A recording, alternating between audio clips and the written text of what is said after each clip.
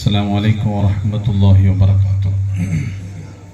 الحمد لله والصلاة والسلام على أشرف المرسلين وعلى آله وصحبه أجمعين أما بعد. ഏറ്റവും ബഹുമാന ആദരവുകൾ നിറഞ്ഞ സദീഖ് സഖാഫി ഉസ്താദ് അവറുകൾ, പ്രിയപ്പെട്ട കൂട്ടുകാരെ, പരിശുദ്ധ ഇസ്ലാം സ്നേഹത്തിൻ്റെയും സൗഹാർദ്ദത്തിൻ്റെയും കാരുണ്യത്തിൻ്റെയും ദയയുടെയും ഒക്കെ മതമാണ് പരിശുദ്ധമായ ഇസ്ലാം.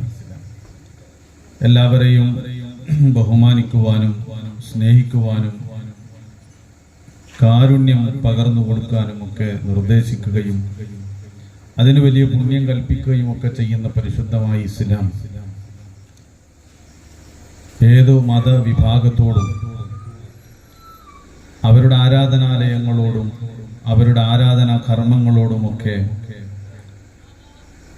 അതിൻ്റെതായ രൂപത്തിൽ അവരെ നിരുത്സാഹപ്പെടുത്തുകയോ നിന്ദിക്കുകയോ നിസാരപ്പെടുത്തുകയോ ചെയ്യാത്ത രൂപത്തിൽ എല്ലാവരെയും ഉൾക്കൊള്ളാൻ കഴിയുന്ന ഒരു മതത്തിന്റെ വക്താക്കളാണ് ഇസ്ലാം മതവിശ്വാസികൾ എന്ന് പറയുന്നത്.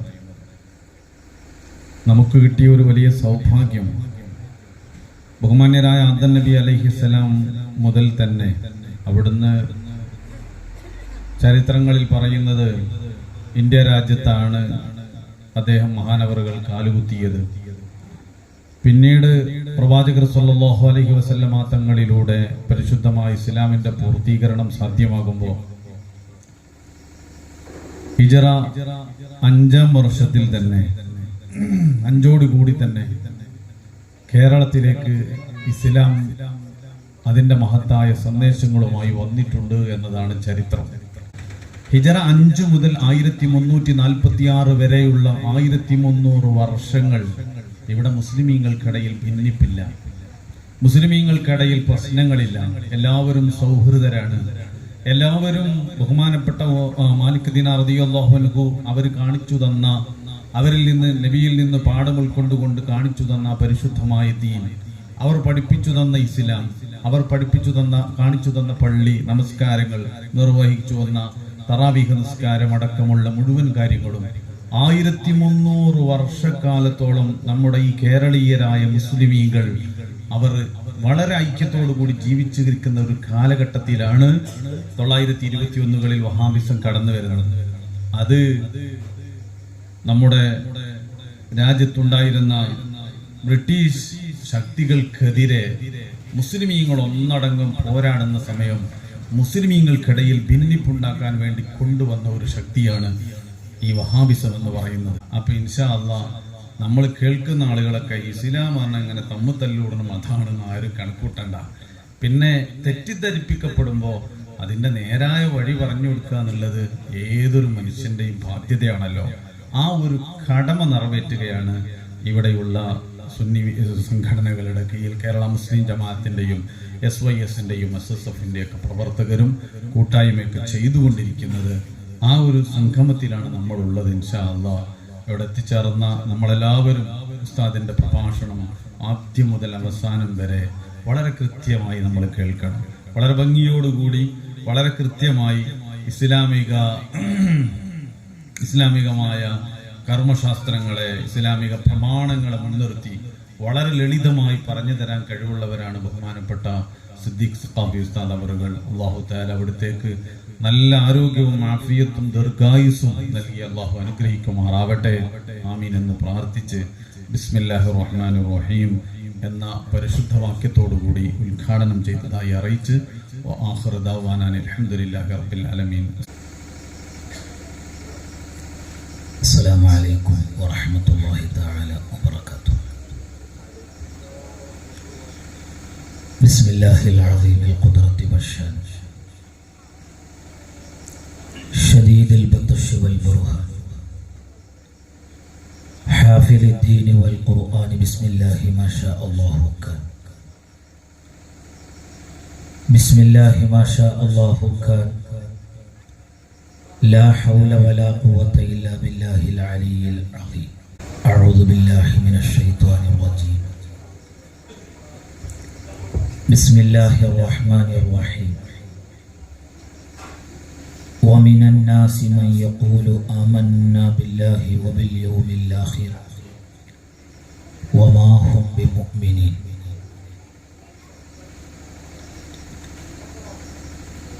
يا سيدي يا رسول الله خذ بيدي ما لي سواك ولا قلبي على أحد مولاي صل وسلم دائما أبدا على حبيبك خير الخلق كلهم. ارتكبت على الخطا غير حسير وعدد لك أشكو فيه يا سيدي خير النبي. الصلاة على النبي والسلام على الرسول الشفيع الأبطحي والحبيب العربي. الصلاة والسلام عليك يا رسول الله خذ بيدي قلت حيلتي أدركني يا حبيب الله. ആദരണീയരായ സാദാത്തുക്കളെ, പണ്ഡിതന്മാരെ, കാരണവന്മാരെ, സഹോദരങ്ങളെ, സഹോദരിമാരെ, മാന്യ ശ്രോതാക്കളെ, അള്ളാഹുവിൻ്റെ അപാരമായ അനുഗ്രഹത്താൽ അവൻ്റെ പരിശുദ്ധമായ ദീനിനെ സംബന്ധിച്ചു പറയാൻ, ആ ദീനിനെ വികലമാക്കുന്ന പുത്തനാശയക്കാരുടെ വിവരക്കേടുകൾ സമൂഹത്തിന് ബോധ്യപ്പെടുത്താൻ സംഘടിപ്പിച്ചിട്ടുള്ള, ഒരുമിച്ചു കൂടിയിട്ടുള്ള ഈ സദസ്സ് ഖാലിഖായ റബ്ബ് ഖബൂൽ ചെയ്യുമാറാകട്ടെ. നമുക്കെല്ലാവർക്കും ഈ ഭൗതികമായ ലോകത്തിനിന്ന് വിട പറയേണ്ട സമയം, ഈമാനോടുകൂടെയുള്ള മരണം, അന്ത്യം നന്നായി കലിമ ചൊല്ലി സന്തോഷത്തോടുകൂടെ നമ്മുടെ റബ്ബിലേക്ക് മടങ്ങാൻ അല്ലാഹു തആല നമുക്കെല്ലാവർക്കും തൗഫീക്ക് നൽകുമാറാകട്ടെ. നമ്മളൊക്കെ ഈ ഭൗതികമായ ലോകത്ത് ജീവിക്കുന്നത് മറ്റൊരു ജീവിതത്തിനു വേണ്ടിയാണ്. നമ്മുടെ വിശ്വാസപ്രകാരം ഈ ലോകം നശിക്കാനുള്ളത് ആണ് എന്നുള്ളതാണ്. ഈ ലോകം നാശത്തോടടുക്കുമ്പോൾ അത് മനസ്സിലാക്കുവാൻ ധാരാളം അടയാളങ്ങൾ ഇസ്ലാം പറഞ്ഞു തന്നിട്ടുണ്ട്. ആ അടയാളങ്ങളിൽപ്പെട്ട അടയാളമാണ് ഇൽമു ഉയർത്തപ്പെടും, ജഹ്ല് വ്യാപിക്കും, മദ്യപാനം വർദ്ധിക്കും, വ്യഭിചാരം വർദ്ധിക്കും, ബിദ്അത്തുകാര് പെരുകും. ആദ്യകാലത്ത് ജീവിച്ചു മരിച്ച നല്ല നല്ല മനുഷ്യന്മാരെ ആക്ഷേപിക്കുന്ന, കുറ്റപ്പെടുത്തുന്ന ആളുകൾ വരും. വലഅന ആഖിറു ഹാദിഹിൽ ഉമ്മത്തി അവ്വലഹ. ആദ്യകാലത്ത് ജീവിച്ചു മരിച്ചുപോയ നല്ല നല്ല മനുഷ്യന്മാരെ വിവരമില്ലാത്ത ആളുകൾ അവരിൽ ശിർക്കും കുഫറുമൊക്കെ ആരോപിച്ചുകൊണ്ട് അവരെ കുറ്റപ്പെടുത്തുന്ന, ആക്ഷേപിക്കുന്ന കാലം അത് അന്ത്യനാളിന്റെ അടയാളമാണ് എന്ന് മുഹമ്മദ് റസൂലുള്ളാഹി സ്വല്ലല്ലാഹു അലൈഹി വസല്ലം തങ്ങൾ പഠിപ്പിച്ചിട്ടുള്ളതാണ്. അപ്പൊ അതുകൊണ്ട് തന്നെ നമ്മൾ ഉറച്ചു വിശ്വസിക്കുന്നു, ഈ നശിക്കാനുള്ള ലോകത്തുള്ള നമ്മുടെ ജീവിതം ആ ജീവിതം പരലോകത്തിന് വേണ്ടിയായിരിക്കണം. വൽ ആഖിറത്തു ഖൈറും വ അബ്ഖ, പരലോകമാണ് നിലനിൽക്കുന്ന ലോകം. ആ ലോകത്തിന് നാശമില്ല. ഈ ലോകം അവസാനിക്കുമെന്ന കാര്യത്തിൽ ഇപ്പോൾ ആർക്കും സംശയവുമില്ല. ശാസ്ത്രത്തിനില്ല, ഭൗതികവാദികൾക്കില്ല. കാരണം അവരും പറയുന്നു ലോകത്തിന് എന്തൊക്കെയോ പന്തികേടുകൾ സംഭവിച്ചുകൊണ്ടിരിക്കുന്നുണ്ട് എന്ന്. ഞാൻ ഇപ്പോൾ അത് കൂടുതൽ വിശദീകരിക്കുന്നില്ല. അപ്പൊ നമ്മുടെ ജീവിതം നാശമില്ലാത്ത ഒരു ലോകത്തെ വിജയത്തിനു വേണ്ടിയാണ്. ആ വിജയത്തിനു വേണ്ടി നമ്മൾ എങ്ങനെയാണ് ഈ ഭൗതികമായ ലോകത്ത് ജീവിക്കേണ്ടത്? നിങ്ങൾ ആലോചിച്ചു നോക്കൂ. വിശുദ്ധമായ ഖുർആനിൽ അല്ലാഹു സുബ്ഹാനഹു വ തആല വളരെ കൃത്യമായി നമ്മൾ എന്ത് വിശ്വസിക്കണം, നമ്മൾ എങ്ങനെയാണ് വിശ്വസിക്കേണ്ടത്, പരിശുദ്ധ ഇസ്ലാമിനെ നമ്മൾ എങ്ങനെയാണ് ഉൾക്കൊള്ളേണ്ടത്, ഇത് വിശുദ്ധ ഖുർആനിൽ തന്നെ കാണാം. വിശുദ്ധ ഖുർആനിലെ 2-ാം അധ്യായത്തിൽ നോക്കൂ, അല്ലാഹു സുബ്ഹാനഹു വ തആല അതിലെ 12-ാമത്തെ വചനത്തിൽ പറയുന്നു, 13-ാമത്തെ വചനത്തിൽ പറയുന്നു, വഇദാ ഖീല ലഹും ആമിനു കമാ ആമനന്നാസ്. സ്വഹാബത്ത് വിശ്വസിച്ചതുപോലെയാണ് നമ്മളൊക്കെ വിശ്വസിക്കേണ്ടത്. ഉമ്മമാരും ഈ സദസ്സിൽ വന്നിട്ടുണ്ടല്ലോ. ഇത് ഖുർആനാണ്. നമ്മൾ എങ്ങനെ വിശ്വസിക്കണം? അള്ളാഹുവിന്റെ റസൂലിന്റെ സ്വഹാബത്ത് അവര് നമുക്ക് കാണിച്ചു തന്ന കാര്യങ്ങൾ ഫോളോ ചെയ്യണം. നിങ്ങൾ ആലോചിച്ച് നോക്കൂ. ഇത് കേൾക്കുന്ന സുന്നികൾക്ക് തൗഹീദ് പഠിപ്പിക്കാൻ വേണ്ടി വന്ന കക്ഷികളുണ്ടല്ലോ. ഞാൻ അവരോടാ പറയുന്നത്, നിങ്ങൾ മനസ്സിരുത്തി ഞാൻ പറയുന്ന കാര്യം ഒന്ന് കേൾക്കണം. പറയുന്നതിൽ എന്തെങ്കിലുമൊക്കെ ഒരു ആത്മാർത്ഥത വേണം. ആപ്പീസ് ഒന്ന് കിട്ടുന്ന ഷീട്ട് എങ്ങനെ വഴങ്ങും പറഞ്ഞ് നടന്നാ പോരാ. പറയുന്ന കാര്യത്തിൽ ആത്മാർത്ഥത വേണം. ഞാൻ പലപ്പോഴും ഇങ്ങനെ ആലോചിക്കാറുണ്ട്, സലഫികൾ എന്നാണ് ഈ വഹാബികളെ അവർ വിശേഷിപ്പിക്കാറുള്ളത്. എന്താണ് ഈ സലഫ് എന്ന് പറഞ്ഞാൽ? വൽ മുറാദു ബി സലഫി അസ്വഹാബ എന്നാണ്. സലഫ് കൊണ്ട് ഉദ്ദേശിക്കുന്നത് സ്വഹാബത്താണ്. സത്യത്തിൽ സ്വഹാബത്തിനെ ഫോളോ ചെയ്ത് ജീവിക്കുന്നവരെ പറയേണ്ട പേരാണ് സലഫികൾ. ഉമ്മമാരെങ്കിലും നെയ്യപ്പം ഉണ്ടാക്കാറില്ല. നെയ്യോണ്ട് ആരെങ്കിലും അപ്പം ഉണ്ടാക്കാറുണ്ട്? അപ്പോ ഇപ്പൊ ഉണ്ടാക്കുന്ന അപ്പം വെളിച്ചെണ്ണപ്പാണ്, പേര് നെയ്യപ്പം എന്നായിരിക്കും. എന്നതുപോലെയാണ് ഈ വഹാബിയുള്ള സലഫികൾ എന്ന് വിളിക്കുന്നത്. അവരും സ്വഹാബത്തും തമ്മിൽ ബന്ധമില്ല എന്നുള്ളൊരു ബന്ധം മാത്രമേ ഉള്ളൂ, വേറെ ഒരു ബന്ധവുമില്ല.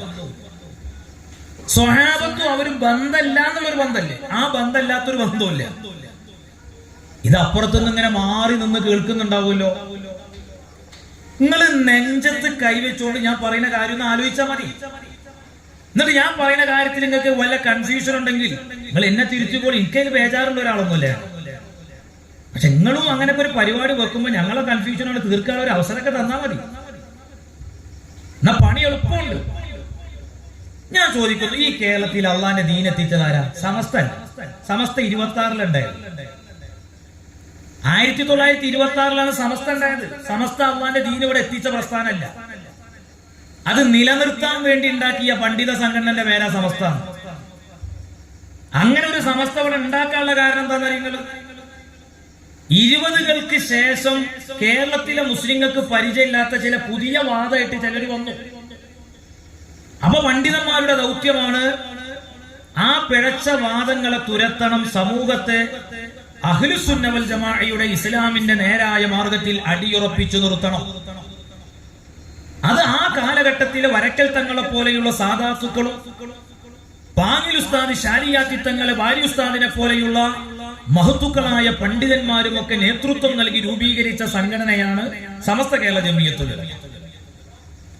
കേരളത്തിൽ ഇസ്ലാം എത്തിയ കൊല്ലം 1926 അല്ല.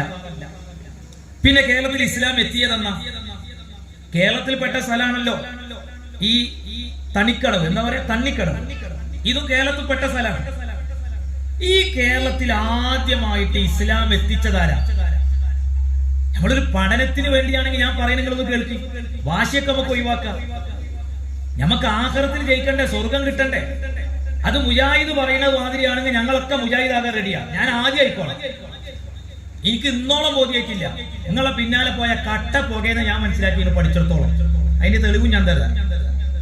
ഇത് നിങ്ങളുടെ പുസ്തകമാണ്. ഈ പുസ്തകത്തിന്റെ പേരെന്താണെന്നറിയോ? ഇസ്ലാഹി പ്രസ്ഥാന ചരിത്രത്തിനൊരു ആമുഖം. ഇപ്പൊ മുജാഹിദിന്റെ ഇടയിൽ ഒരുപാട് സംഘടനകളുണ്ട്. ഞങ്ങൾക്ക് അതൊന്നും നോക്കേണ്ട കാര്യമില്ല. നിങ്ങൾ ഇഞ്ഞും പിളരും. ഞങ്ങൾക്ക് ഒരു സംശയമില്ല. പിളർന്നുകൊണ്ടേയിരിക്കും. കുട്ടികളെ കയ്യിൽ കിട്ടിയ ബിസ്ക്കറ്റിന്റെ മാതിരി അപ്പങ്ങളെ കട്ടകാലം. സ്വയം നിർമ്മിച്ച ആശയമാകുമ്പോ അങ്ങനെയൊക്കെ ഉണ്ടാവും. കാരണം ആരും പറയുന്നത് കേൾക്കേണ്ട ആവശ്യമില്ലല്ലോ. അവനാനക്കൊക്കെ തിരിയല്ലേ. ഈ പുസ്തകത്തിൽ എല്ലാ ഗ്രൂപ്പും കണക്കാ. ഇതെല്ലാരും കൂടി അംഗീകരിക്കുന്ന പുസ്തകമാണ്. ഈ പുസ്തകം എഴുതിയതാരാ? കുട്ടശ്ശേരി മുഹമ്മദ് മൗലവിയാണ്. അയാൾ ഇന്നും ജീവിച്ചിരിപ്പുള്ള ആളെ, മരിച്ചിട്ടില്ല. അയാളാണ് ആ ഈച്ച വെള്ളത്തിൽ വീണിട്ടുണ്ടെങ്കിൽ ആ ഈച്ചനെ മുഴുവനായിട്ട് മുക്കണം എന്നുള്ള ബുഖാരിയിലെ ഹദീസ് കോഴിക്കോട് സ്വപ്നനഗരിയിൽ വെച്ചിട്ട് പറഞ്ഞത് അംഗീകരിക്കാൻ പറ്റൂല. നബി പറഞ്ഞ ഹദീസ് മൂപ്പർക്ക് സ്വീകരിക്കാൻ പറ്റൂലല്ലോ. അള്ളാന്റെ റസൂൽ ഒരു കാര്യം പറഞ്ഞാൽ സ്വീകരിക്കാത്തവന് മാപ്പിളജാതി എന്നാ പറയാ. ഇത് ബുഖാരിയിലുള്ള ഹദീസല്ലേ? എന്തേ കാരണം? ഇവരെ യുക്തിക്ക് ഉൾക്കൊള്ളാൻ കഴിയുന്നില്ല. ഈച്ച വെള്ളത്തിൽ വീണാൽ ഉമ്മമാര് മനസ്സിലാക്കുക, നബി പഠിപ്പിച്ചൊരു ഹദീസിൽ എന്താണെന്നറിയോ? ആ ഈച്ചനെ മുഴുവനായിട്ട് മുക്കണം എന്നാ. അതിന്റെ കാരണം എന്താന്ന് വെച്ചാൽ ഈച്ചക്ക് രണ്ട് ചിറകല്ലേ? അതിൽ ഒരു ചിറകില് വിഷാണ്, ഒരു ചിറകിൽ അതിനുള്ള പരിഹാരമാണ്. ഇതാണ് നബി തങ്ങളുടെ അധ്യാപനം. അപ്പൊ ഇവർക്ക് അത് സ്വീകരിക്കാൻ കഴിയുന്നില്ല. അപ്പൊ ഇവര് പറയാണ് അത് ലാഭം കൊണ്ടുപോയിട്ട് പരിശോധിച്ചിട്ടൊക്കെ നോക്കിയിട്ട് മതി ഹദീസ് സ്വീകരിക്കലേ. ഇങ്ങനെയുള്ള വിവരക്കേട് പറയുന്ന മനുഷ്യന്മാരെ പിന്നാലെ പോയാൽ ഏത് സ്വർഗത്തിലെത്തും നമ്മൾ വിചാരിക്കുന്നത്? ലോകത്ത് ഇതുമായി ബന്ധപ്പെട്ട് നടന്ന പഠനങ്ങൾ മുഴുവനും മുത്തുനബി തങ്ങളുടെ ഈ ഹദീസിന് ബലം നൽകുന്ന റിപ്പോർട്ടാണ് പുറത്തു വന്നത്. നോക്കൂ നിങ്ങൾ, ഒരു ക്രൈസ്തവ സഹോദരന്റെ പഠനം പുറത്തു വന്നത് കാണാൻ കഴിയും. അദ്ദേഹം പറയുന്നുണ്ട്, ഈച്ച വെള്ളത്തിൽ വീണ സമയത്ത് ആ വെള്ളം പരിശോധനയ്ക്ക് വിധേയാക്കി, മുക്കിന് ശേഷം പഠനത്തിന് വിധേയാക്കി. അതിൽ പ്രത്യേകം ചില മാറ്റങ്ങൾ കാണാൻ കഴിയുന്നു എന്ന് ഇവിടെ നിരീക്ഷണങ്ങൾ ബോധ്യപ്പെട്ട കാര്യമാണ്. അപ്പൊ ഞാൻ പറഞ്ഞത് അതാണ് ഈ മൗലവി. ഈ മൗലവി എഴുതിയ ഈ പുസ്തകത്തിൽ ഒരുപാട് കാര്യം പറയുന്നുണ്ട്. നമുക്ക് ഇതിന്റെ 21ാമത്തെ പേജിൽ വരി വായിച്ചിട്ട് നമുക്ക് സംസാരം തുടങ്ങാം. എന്താണ് കേരളത്തിൽ എന്ന തലവാചകത്തിൽ പറയാണ്, കേരളത്തിലെ ആദ്യത്തെ ഇസ്ലാഹി നേതാവ് നബിയുടെ കാലത്തു തന്നെ മതപ്രബോധകനായി ഇവിടെ വന്നിറങ്ങിയ മാലിക് ബിനു ദീനാറാണ്. അപ്പൊ മാലിക് ബിനു ദീനാർ നബിന്റെ കാലത്ത് കേരളത്തിൽ വന്നു എന്നല്ലേ പുസ്തകം പറയുന്നത്? മാലിക് ബിൻ ദീനാർ ആരാ? നബിയുടെ ശിഷ്യനാണ്, നബിയെ കണ്ടവരാണ്, നബിയിൽ നിന്ന് ഇസ്ലാം പഠിച്ച ആളാണ്. അവരാണ് ഈ കേരളത്തിൽ ഇസ്ലാം എത്തിച്ചത്. ഞാൻ ഇന്നെ കേൾക്കുന്ന സലഫിയോട് പറയുന്നത് നമുക്ക് ഒറ്റ കാര്യത്തിൽ തീരുമാനമാകാം. ആ പിന്നെ സ്വഹാബത്ത് എത്തിച്ചൊരു ഇസ്ലാം ഉണ്ടല്ലോ കേരളത്തിൽ, അത് നിങ്ങൾ പറയുന്ന മാതിരിയാണെങ്കിൽ ഞങ്ങളത് കേൾക്കാൻ തയ്യാറാണ്. ഞങ്ങളത് കേൾക്കാൻ തയ്യാറാണ്. നിങ്ങൾ പറയുന്ന മാതിരിയാണെങ്കിൽ. അതല്ല, ഞങ്ങൾ പറയുന്ന മാതിരിയാണെങ്കിൽ നിങ്ങൾ കേൾക്കാൻ തയ്യാറുണ്ടോ? അതെങ്ങനെ പെട്ടെന്ന് മനസ്സിലാക്കാൻ എളുപ്പത്തിൽ സാധാരണക്കാർക്ക് തിരിയുന്ന പോലെ തന്നെ ഞാൻ പറയുന്നുള്ളൂ. ഇത് മനസ്സിലാക്കാനേ ഐസക് ന്യൂട്ടന്റെ ബുദ്ധിയൊന്നും ആവശ്യമില്ല. ഈ കേരളത്തിലെ ആദ്യത്തെ പള്ളി ആരാ? പള്ളി ഏതാ? ആദ്യത്തെ പള്ളി? ആദ്യത്തെ പള്ളി ഉള്ളത് മലപ്പുറത്തല്ല. മലപ്പുറത്താണെന്ന് കൂടുതൽ മാപ്പിളാരുള്ളതില്ല കേരളത്തില്. പക്ഷെ കേരളത്തിലെ ആദ്യ പള്ളി മലപ്പുറത്തല്ല. ആ പള്ളി ഉള്ളത് എവിടെയെന്നറിയോ? ആ പള്ളി ഉള്ളത് തൃശ്ശൂർ ജില്ലയിലെ കൊടുങ്ങല്ലൂരിലെ ചേരമാൻ മസ്ജിദാണ്, ഇന്ത്യയിലെ ഫസ്റ്റ് മോസ്ക്. ഇന്നലെ വെള്ളിയാഴ്ചയാണ് ചേരമാൻ പള്ളിയിൽ ഉമ്മമാരെ ജുമാ നടന്നു. അള്ളാന്റെ റസൂലുള്ളാന്റെ സ്വഹാബത്ത് പണിത പള്ളിയാണത്. ആ പള്ളി ഉൾപ്പെടെ ഒട്ടനവധി പള്ളി സ്വഹാബത്ത് പണിതു. ആ പള്ളികളിലൊക്കെ ഇന്നലെ വെള്ളിയാഴ്ച ജുമാ നടന്നു. ഏത് ഭാഷയിലാ ഖുത്ബ ഓതിയത്? അറബി ഭാഷയിൽ. ഇവിടെ സലഫികൾക്ക് പള്ളി ഉണ്ടോ? ജുമാ ഉണ്ടെങ്കിൽ ഏത് ഭാഷയിലാ ഖുത്ബ ഓതല്? മലയാളത്തിലല്ലേ? എവിടുന്ന് കിട്ടി മലയാളത്തിലുള്ള ഖുത്ബ? എന്നാ ഖുർആനില് 114 സൂറത്തുണ്ട്. ഈ 114 സൂറത്തില് ഏത് സൂറത്തിലെ ഏത് ആയത്തിലാണ് ആൾക്കാർക്ക് തിരിയുന്ന ഭാഷയിൽ ഖുത്ബ ഓതണം എന്ന് പറയുന്നത്? ഞങ്ങൾക്ക് ഇപ്പൊ ഏതായാലും പാളക്കിത്താവാണ്, നിങ്ങളെത്താണല്ലോ ഈ ഖുർആനും സുന്നത്തുള്ളു. നിങ്ങൾ ഒന്നും കൊണ്ട് പറഞ്ഞെന്താണ്? ഞാനൊരു പള്ളിയിലെ ഖത്തീബാണ്, അടുത്ത ആഴ്ച മലയാളത്തിലാണ് കുത്തുബോധി കൊടുത്തോളാം ഞാൻ. നിങ്ങൾ പറഞ്ഞേ സുഹൃത്തെ, അങ്ങനെ ഒരു ആയത്തില്ല ഖുർആനില്. ഈ ഖുതുബ ഞാൻ ചോദിക്കുന്നു, കേരളത്തിൽ ആദ്യമായിട്ട് അറബി അല്ലാത്ത ഭാഷയിൽ ഖുതുബ നിർവഹിച്ച പള്ളി ഏതാ ഈ കേരളത്തില്? അത് മട്ടാഞ്ചേരിയിലാണ് പള്ളി, കൊച്ചിയിലെ. ആ പള്ളി ഉണ്ടാക്കിയ ആളാരാന്ന് ഉമ്മമാരും പഠിച്ചോളും. ആദർശം വരെ അടിയിൽ ജീവിക്കും, നന്നായിട്ട് ആദർശം പഠിക്കണം. ഇവരെന്തെങ്കിലും ഷീട്ടോ സീഡിയോ കടലാസായിട്ട് വരുമ്പോ നിങ്ങളെ ഇസ്ലാം ഇവിടെ ആവശ്യമില്ലാന്ന് നട്ടല് നിവർത്തി പറയാൻ ഉമ്മമാരെ ആദർശം പഠിക്കണം. ഏതാണ് ആ പള്ളി? കൊച്ചിയിലെ മട്ടാഞ്ചേരി പള്ളി. ആരാണ് ആ പള്ളി ഉണ്ടാക്കിയത്? അബ്ദുള്ള സേട്ട്. അബ്ദുള്ള സേട്ട് എന്ന നബിന്റെ സ്വഹാബി ഒന്നും അല്ലെങ്കിൽ കച്ചവടക്കാരനാണ്. ആ പള്ളിയിൽ ആദ്യത്തെ മൗലവിന്റെ പേര് പഠിച്ചു വെച്ചോളി മുജാഹിദീങ്ങള്, ഹൈദരാബാദുകാരനായ അബ്ദുൽ കരീം മൗലവി. ആ പള്ളിയിൽ ആദ്യമായിട്ട് ഖുതുബ ഓതുമ്പോൾ അയാൾ ഉപയോഗിച്ച ഭാഷയും പഠിച്ചു വെച്ചോളും, ഉറുദു. ആ ഉറുദുവിലുള്ള ഖുതുബയാണ് പിന്നെ മലയാളത്തിലായത്. ഞാൻ ചോദിക്കുന്നു, അള്ളാഹുവിന്റെ റസൂലിന്റെ സ്വഹാബത്ത് പണിത പള്ളികളിൽ ഇന്നും അറബിയിലുള്ള ഖുതുബ, ഈ ഖുതുബ ഓതേണ്ടത് ഏത് ഭാഷയിലാണ്? അറബി ഭാഷയിലാണ്. എന്താണ് സംശയമുള്ളത്? നിങ്ങൾ ആലോചിച്ചു നോക്കൂ. അള്ളാന്റെ പരിശുദ്ധമായ ഖുർആനിൽ സൂറത്തുൽ ജുമുഅ എന്ന് പറയുന്ന ഒരു അധ്യായമുണ്ട്. 62-ാം അധ്യായമാണ്, 9-ാം വചനമാണ്. അതിൽ അള്ളാഹ് പറയുന്നറിയോ?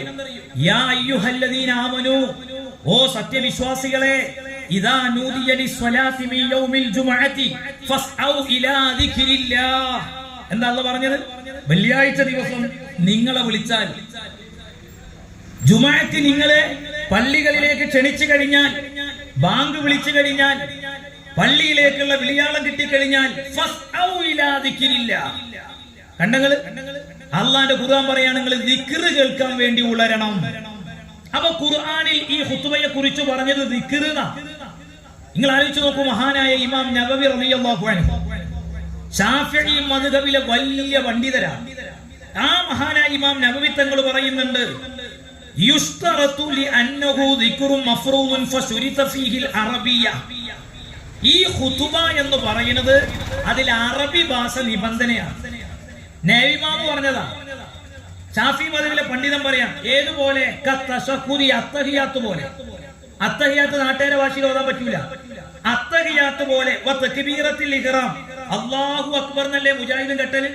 അല്ലാഹു വലിയവനാണ് പറഞ്ഞ് കെട്ടലില്ല, അറബിയിലല്ലേ പറയാറുള്ളത്?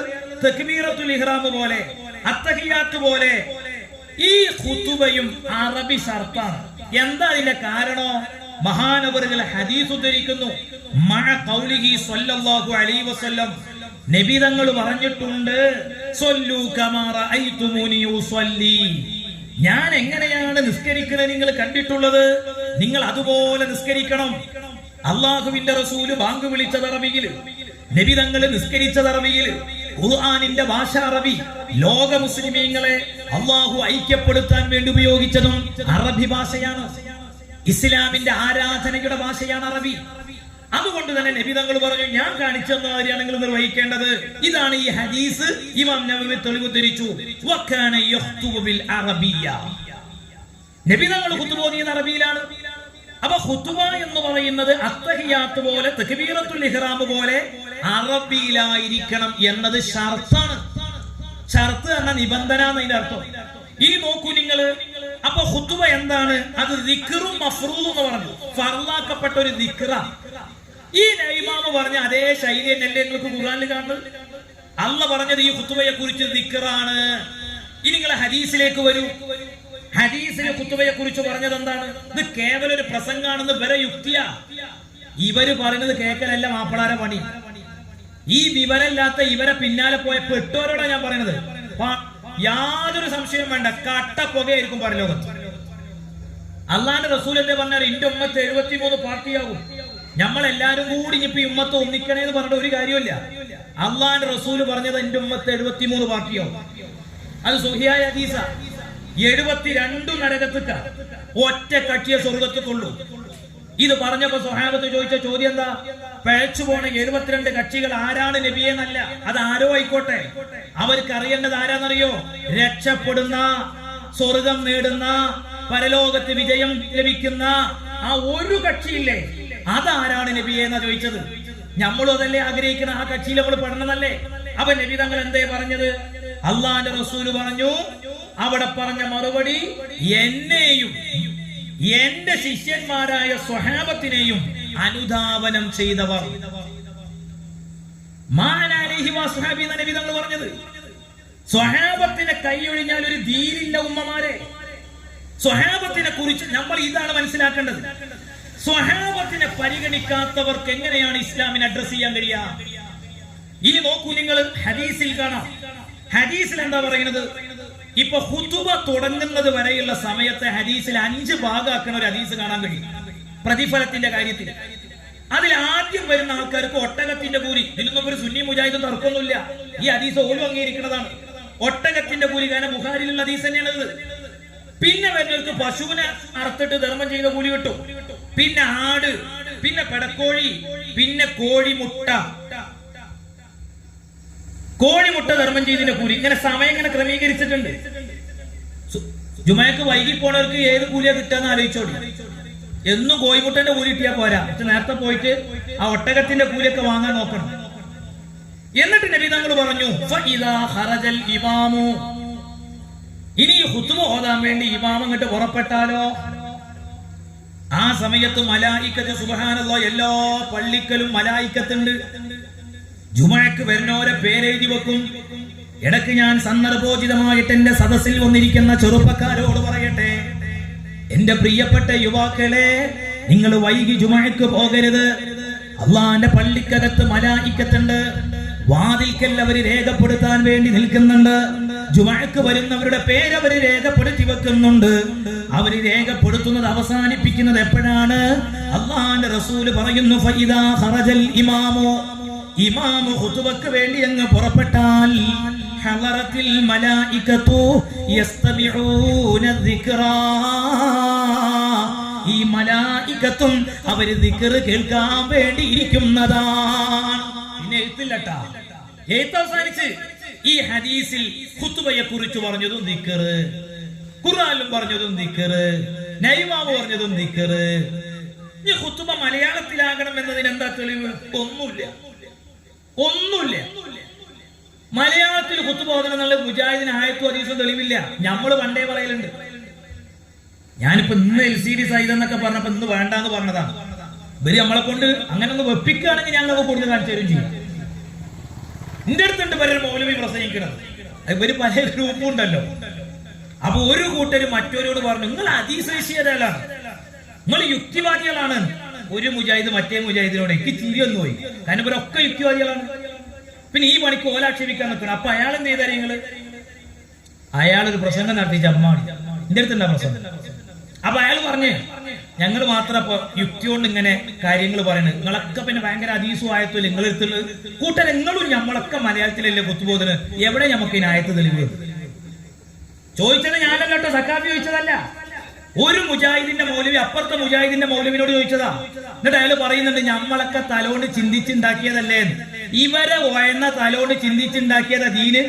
അതിൽ പെട്ടുപോയ മാപ്പിളാര് നെഞ്ചത്ത് കൈവച്ചോണ്ട് ചിന്തിച്ചോളി. ആ പള്ളിക്ക് ചെന്നിട്ട് ജുമഅക്ക് കൊണ്ട് മനുഷ്യന്മാരുണ്ടെങ്കിൽ നിങ്ങൾ മീറ്റിങ്ങിനാ പോണത്, ജുമഅക്കല്ല പോണത്. ഇത് ക്ലിപ്പിട്ടിരുന്നാണ്ടി സക്കാഫി മീറ്റിംഗ് എന്ന് പറഞ്ഞു വിചാരിച്ചിട്ട് നിങ്ങൾ ഈ ഉമ്മത്തിന്റെ ഐക്യം തകർത്തോരല്ലേ? എത്ര വേദനാജനകമായ കാര്യമാണ്. എന്തിനാണ് ഈ മനുഷ്യന്മാരെ ആരാധനകൾ നിഷ്ഫലമാക്കുന്നത് എന്ന് തുടങ്ങി നിങ്ങൾക്ക് ഈ മലയാളത്തിലുള്ള ഖുതുബ. നിങ്ങൾ കേരളത്തിൽ വന്ന കൊല്ലേതാ? KM മൗലവി ഖുതുബയെ കുറിച്ച് എഴുതിയ പുസ്തകത്തിൽ എന്താ പറയുന്നത്? സ്വഹാബത്ത് അറബിയില ഓതിന്ന് ഒപ്പര് പറയുന്നില്ലേ? അപ്പൊ അത് പറഞ്ഞാൽ ഒരുപാട് പറയേണ്ടത്, ഞാനിപ്പോ അങ്ങോട്ട് കിടക്കണില്ല. ആദ്യമായിട്ട് നോക്കൂ നിങ്ങൾ, ഇവരൊരു പ്രമേയം പാസ്സാക്കണം. എന്താണ് പ്രമേയം? 1936 ഇവരൊരു പ്രമേയം, ഈ മലപ്പുറം ജില്ലയിലെ പുണർപ്പിൽ വെച്ചിട്ട് ഒരു പ്രമേയം പാസ്സാക്കി.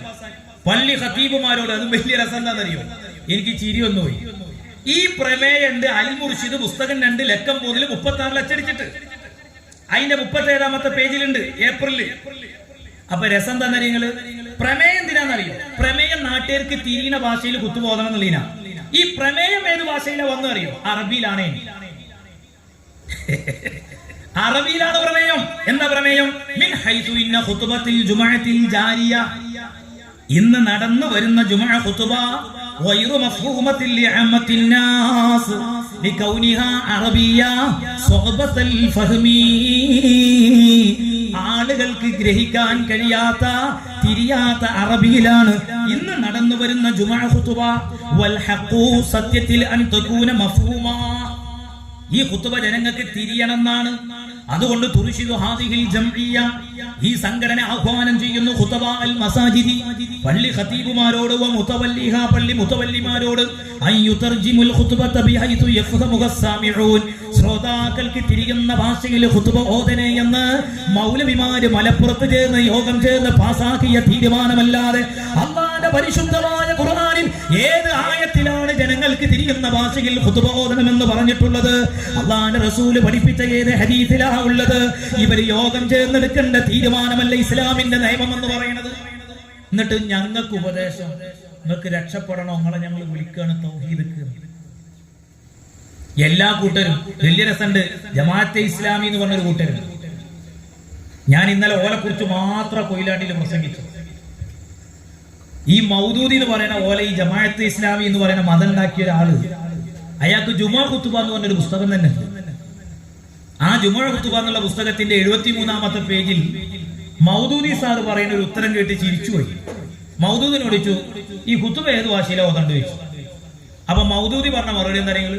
വിശുദ്ധ ഖുർആനിൽ നിന്നും തിരുമേനിയുടെ സുന്നത്തിൽ നിന്നും ഞാൻ മനസ്സിലാക്കുന്നത് ഇതാണ്, ഇത് ചെയ്യാമെന്നാണ് എന്റെ അഭിപ്രായം.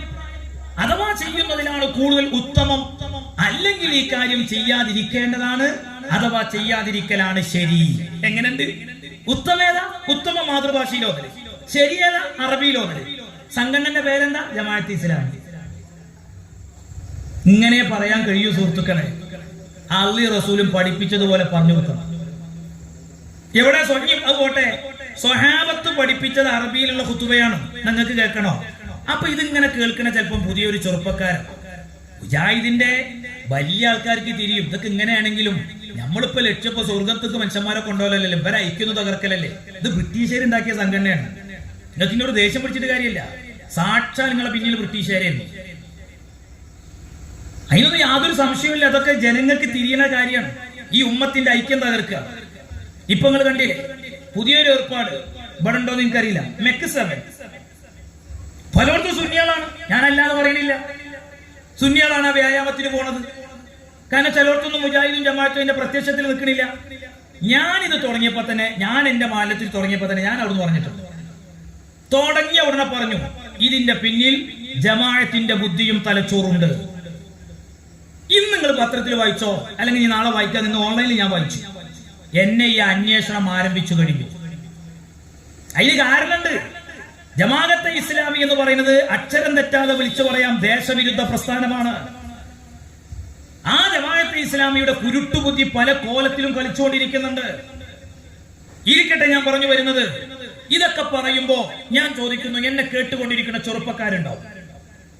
ആ ചെറുപ്പക്കാർ ഒരുപക്ഷെ പറയും, ഉസ്താദെ ഈ സമയത്തൊന്നും നമ്മള് ഈ സുന്നി മുജാഹിദും പറയേണ്ട സമയമല്ല. എന്താ ഉത്തരേന്ത്യയിൽ നടക്കുന്നത്? 1991 ആരാധനാ നിയമങ്ങൾ കാറ്റിൽ പറത്തിയിട്ട് അനാവശ്യമായ അപവാദങ്ങളും ആരോപണങ്ങളും ഉന്നയിച്ചുകൊണ്ട് നൂറ്റാണ്ടുകൾ പഴക്കമുള്ള മസ്ജിദ് പൊളിച്ചു നോക്കുന്ന ലജ്ജാകരമായ ഫാസിസ്റ്റുകളുടെ താണ്ഡവമാണ് നമ്മുടെ രാജ്യത്ത് നടന്നുകൊണ്ടിരിക്കുന്നത്. അതേ സമയത്ത് നിങ്ങൾ ആലോചിക്കണം, ഇത്തരം ഒരു സാഹചര്യത്തിൽ വന്നുകൊണ്ട് കേരളത്തിലെ മുസ്ലിമീങ്ങൾ ശിർക്ക് ചെയ്യുന്ന മുശ്രിക്കുകളാണ് എന്ന് വേദി കെട്ടി പറഞ്ഞാൽ ഒരു സംശയവും വേണ്ട. സമസ്തയും ജമിയത്തുൽ ഉലമ, സമസ്തയും മുസ്ലിം ജമാഅത്തും SYS-ഉം സുന്നി സംഘടനകളോട് പ്രവർത്തിക്കുന്നത് ഈ ശിർക്കാക്കുന്ന വൃത്തികേടിനെ തുടച്ചു നീക്കാൻ തന്നെയാണ്.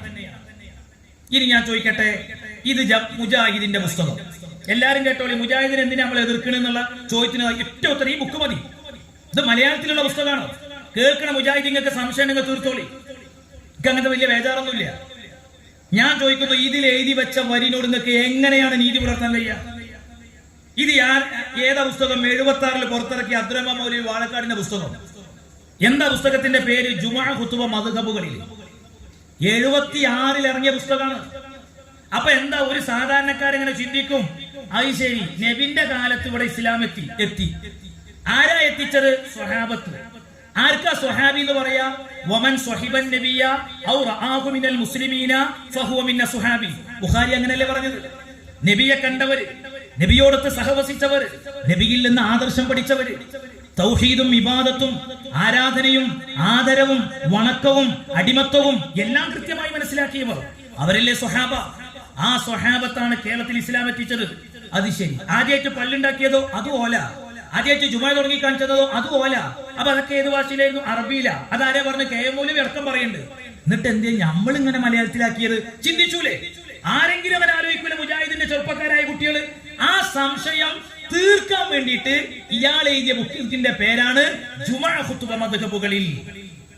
ഓ എന്റെ മുഅ്മിനീങ്ങളെ, ഈ പുസ്തകത്തിന്റെ 84-ാമത്തെ പേജിൽ 83-ന്റെ പേജിന്റെ അവസാനത്ത് നിങ്ങൾ തുടങ്ങുകയാണ്.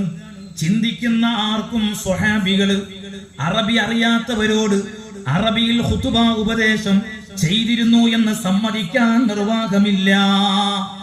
കെ എം മൗലവിയുടെ ജുമാ ഖുതുബ എന്നുള്ള പുസ്തകം, ആ ബുക്കിന്റെ 23-ാമത്തെ പേജ് മലയാളത്തിലൊന്ന് ഈ അങ്ങാടിയിൽ ഒട്ടിച്ചു വെക്കാൻ മുജാഹിദുകൾക്ക് തന്റെ ഇടമുണ്ടോ?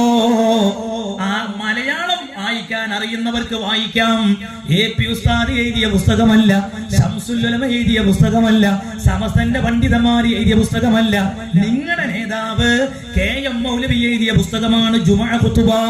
അതിന്റെ 23-ാമത്തെ പേജില് കെ എം മൗലവി പറയുന്നുണ്ട്, സ്വഹാബികൾ അറബിയിലാണ് ഖുതുബ ഓതിയത്. എന്നിട്ട് ഇയാൾ പറയാ സമ്മതിക്കാൻ നിർവാഹമല്ല. തൊലിക്കട്ടി അപാരാണ്. ഇനി ഇയാൾ പറയുന്ന കേട്ടോളിയും, ഇനി അങ്ങനെ ചെയ്തിരുന്നു എന്ന് പറയുന്ന പക്ഷം വസ്തുനിഷ്ഠമായ റിപ്പോർട്ട് തെളിയിക്കേണ്ടതാണ്. ആ റിപ്പോർട്ടാണ് കെ എം മൗലവിന്റെ പുസ്തകം. ഇതേ ആശയങ്ങൾ അൽ-ഇർഷാദിലില്ലേ? അൽ-ഇർഷാദിൽ അറബിയിൽ കെ എം മൗലവി പറയുന്നില്ലേ? അറബി തിരിയുന്നില്ലെങ്കിൽ കെ എം മൗലവിന്റെ ജുമാ ഖുതുബ എന്ന് പറയുന്ന ആ പുസ്തകം മലയാളത്തിലുണ്ട്. 23-ാമത്തെ പേജ് വായിച്ചോളി. അതല്ല അറബി തിരിയുമെങ്കിൽ എന്ന് പറഞ്ഞിട്ട് കെ എം മൗലവി പറയുന്ന ആ ഭാഗം വായിച്ചോളി. ഇനി അതല്ല നിങ്ങൾക്ക് അറബി വായിച്ച് അർത്ഥം വെക്കാൻ അറിയില്ലെങ്കിൽ ഞങ്ങളുടെ മുമ്പിൽ വരെ ഞങ്ങൾ അറഫം ബി അർഫ് അക്ഷരം പ്രതി അതിങ്ങനെ അർത്ഥം വെച്ച് പഠിപ്പിച്ചുതരാം. ഇനി ചോദിക്കുന്നു, അങ്ങനെ തെളിഞ്ഞാൽ തന്നെ വസ്തുനിഷ്ഠമായ റിപ്പോർട്ട് തെളിയിക്കണം. ഇനി തെളിഞ്ഞാൽ തന്നെ ഇയാൾക്കറിയാം അത് തെളിയുന്നു. സ്വഹാബത്ത് കേരളത്തിൽ അറബിയിലാണ് ഖുതുബോദിന്ന് തെളിയുന്ന ഇയാൾക്കറിയാം, ഈ മൗലവിക്കറിയാം. ഇനി തെളിഞ്ഞാൽ തന്നെ കേരളത്തിലെ മുസ്ലിയാക്കൾ ചെയ്യുന്നത് ദീനിൽ തെളിവല്ലാത്തതുപോലെ അതും തെളിവല്ല. ഉമ്മമാരെ, നിങ്ങൾ ഇഞ്ഞി ചിന്തിക്കും. ആരെ കുറിച്ചാണ് മൗലിയാക്കന്മാരെ പോലെ എന്ന് പറഞ്ഞത്? അള്ളാന്റെ റസൂലിന്റെ സ്വഹാബത്തിനെ. ഞാൻ ചോദിക്കുന്നു, ഫാസിസം ഇന്ത്യയിൽ അരങ്ങുവാടുന്നു എന്ന് പറഞ്ഞിട്ട്, ഈ വൃത്തികേട് പറഞ്ഞിട്ട് ഇസ്ലാം മതത്തെ തകർക്കാൻ വരുന്നവരുടെ മുന്നിൽ മൗനം വീക്ഷിക്കണമെന്നാണോ പറയുന്നത്? മൗനം വീക്ഷിക്കണമെന്നോ? അള്ളാന്റെ റസൂലിന്റെ സ്വഹാബത്തിനെ കുറിച്ച് എഴുതി വെച്ച വാക്കാണിത്. അള്ളാന്റെ റസൂലിന്റെ സ്വഹാബത്തിനെ കുറിച്ച് എഴുതി വെച്ച വാക്കാണിത്. കേരളത്തിലെ മുസ്ലിയാക്കന്മാരെ പോലെ നമുക്ക് അവരും തെളിവല്ല. ഓ എന്റെ മുഅ്മിനീങ്ങളെ, അള്ളാന്റെ റസൂല് ദീർഘവീക്ഷണത്തോടെ നമ്മളോട് പറഞ്ഞ കാര്യമാണ്, ലാ തസുബ്ബു അസ്ഹാബി, നിങ്ങൾ എന്റെ സ്വഹാബത്തിനെ ചീത്ത പറയരുത്, എന്റെ സ്വഹാബത്തിനെ ആക്ഷേപിക്കരുത്. അള്ളാഹ് തൃപ്തിപ്പെട്ടവരല്ലേ സ്വഹാബത്ത്? സ്വഹാബത്ത് അള്ളാഹുവിനെയും തൃപ്തിപ്പെട്ടിട്ടില്ലേ? അങ്ങനെയല്ലേ ഖുർആൻ പറയുന്നത്? ആ സ്വഹാബത്തിനെ നിങ്ങൾ ചീത്ത പറയരുത്, ആക്ഷേപിക്കരുത്, അവരെ നിസാരവൽക്കരിക്കരുത്. അള്ളാഹുവിന്റെ റസൂല് പറയുന്നു, ഫഇന്നഹു യജീഉ ഫീ ആഖിരി സമാനി ഖൗമുൻ, അന്ത്യനാള് വരുന്ന സമയത്ത് ഇവിടെ ഒരു വിഭാഗം ആളുകൾ വരാനുണ്ട്. എന്താണ് അവരുടെ പ്രത്യേകത? അല്ലദീന യസുബ്ബൂന അസ്ഹാബീ, അവരെന്റെ സ്വഹാബത്തിനെ ചീത്ത പറയുന്നവരാണ്. അല്ലാഹുവിന്റെ റസൂലിന്റെ സ്വഹാബത്തിനെ കൊച്ചാക്കുന്ന, പരിഹസിക്കുന്ന, തെറി പറയുന്ന, ചീത്ത വിളിക്കുന്ന, ആക്ഷേപിക്കുന്ന പിടച്ച കക്ഷികൾ അന്ത്യനാളിൽ വരുമെന്ന് പരിശുദ്ധ റസൂൽ മുഹമ്മദ് മുസ്തഫ സല്ലല്ലാഹു അലൈഹി വസല്ലം നബി പറഞ്ഞു.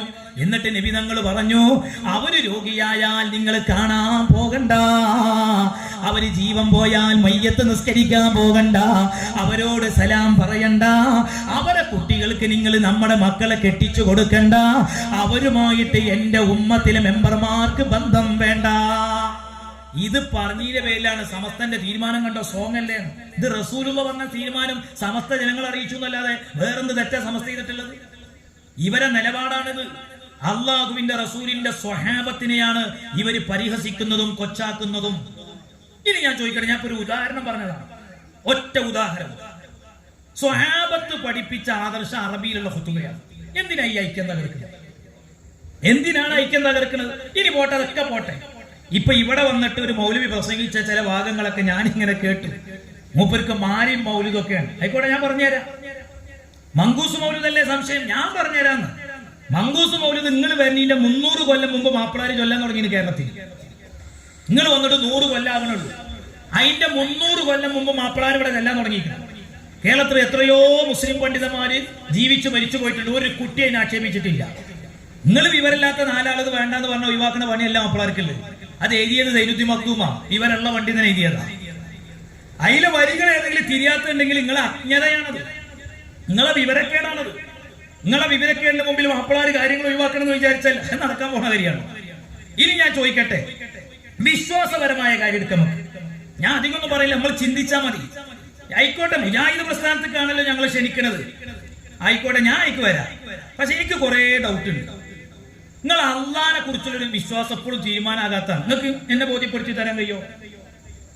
ഞാൻ പറയുന്ന കാര്യങ്ങൾ പുസ്തകത്തിലുള്ളതാണ് ഞാൻ പറയാൻ പോകുന്നത്. നിങ്ങൾ കുറിച്ച് വെച്ചോളി.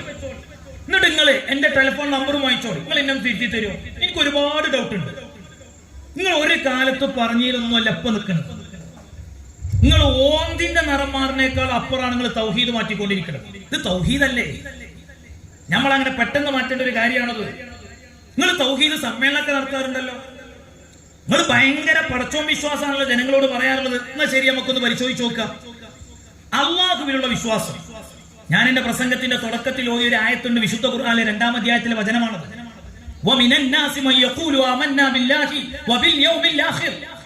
അള്ളാഹ് പറയാണ്, മനുഷ്യന്മാരുടെ കൂട്ടത്തിലുണ്ട് ഞാൻ അള്ളാഹുവിൽ വിശ്വസിച്ചിരിക്കുന്നു, ഞാൻ അന്ത്യനാളിൽ വിശ്വസിച്ചിരിക്കുന്നു എന്ന് പറയുന്ന ആളുകൾ. എന്നിട്ട് അള്ളാഹ് പറയുന്നതറിയോ? അവർക്ക് സത്യത്തിൽ ഈമാനില്ല. അള്ളാഹ് കാത്ത് രക്ഷിക്കട്ടെ. പറച്ചിലുണ്ടാവും, അള്ളാഹിൽ ഞങ്ങൾക്ക് വിശ്വാസമുണ്ട്, അള്ളാഹുവിലേക്ക് വരൂ, അള്ളാഹിനോട് ചോദിക്കൂ, അള്ളാഹ് അള്ളാഹ് അള്ളാഹ് എന്ന് പ്രസംഗത്തിൽ ഇങ്ങനെ പറയും. പക്ഷെ അള്ളാഹ് പറയാണ്, ഓർക്ക് ഇന്നെ തീരെ വിശ്വാസമില്ലാത്തവരാണ്. ഇനി ആരാണ് ആ കക്ഷികൾ? നിങ്ങൾ പരിശോധിച്ച് നോക്കിക്കോളി. ഈ അള്ളാഹിനെ കുറിച്ച് എങ്ങനെയാ വിശ്വസിക്കേണ്ടത്?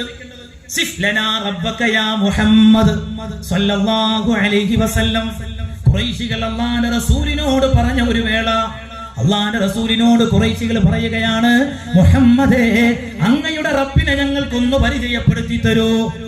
ആ സമയത്താണ് വിശുദ്ധ ഖുർആനിൽ അള്ളാഹിനെ പരിചയപ്പെടുത്തിക്കൊണ്ടുള്ള ഒരു അധ്യായം അവതരിച്ചു. ഏതാണ് ഈ അധ്യായം? അതാണ് സൂറത്തു തൗഹീദ്, സൂറത്തുൽ ഇഖ്ലാസ് എന്ന പേരിൽ അറിയപ്പെടുന്ന ഖുൽ ഹുവല്ലാഹു അഹദ് എന്ന് തുടങ്ങുന്ന അധ്യായം. എന്താണ് അതിൽ പറയുന്നത്? ഖുൽ ഹുവല്ലാഹു അഹദ്, പ്രഖ്യാപിക്കണേ അല്ലാഹു ഒരുവനാണ്, അല്ലാഹു ഏകനാണ്, അല്ലാഹു സമദ്, ഒരാളെയും അവനക്ക് ആശ്രയിക്കേണ്ടതില്ല, അവനല്ലാത്തവര് മുഴുവനും അവനിലേക്ക് ആശ്രയമുള്ളവരാണ്. ലം യലിദ് വലം യൂലദ്, അവൻ ജനകനല്ല ജാതനല്ല.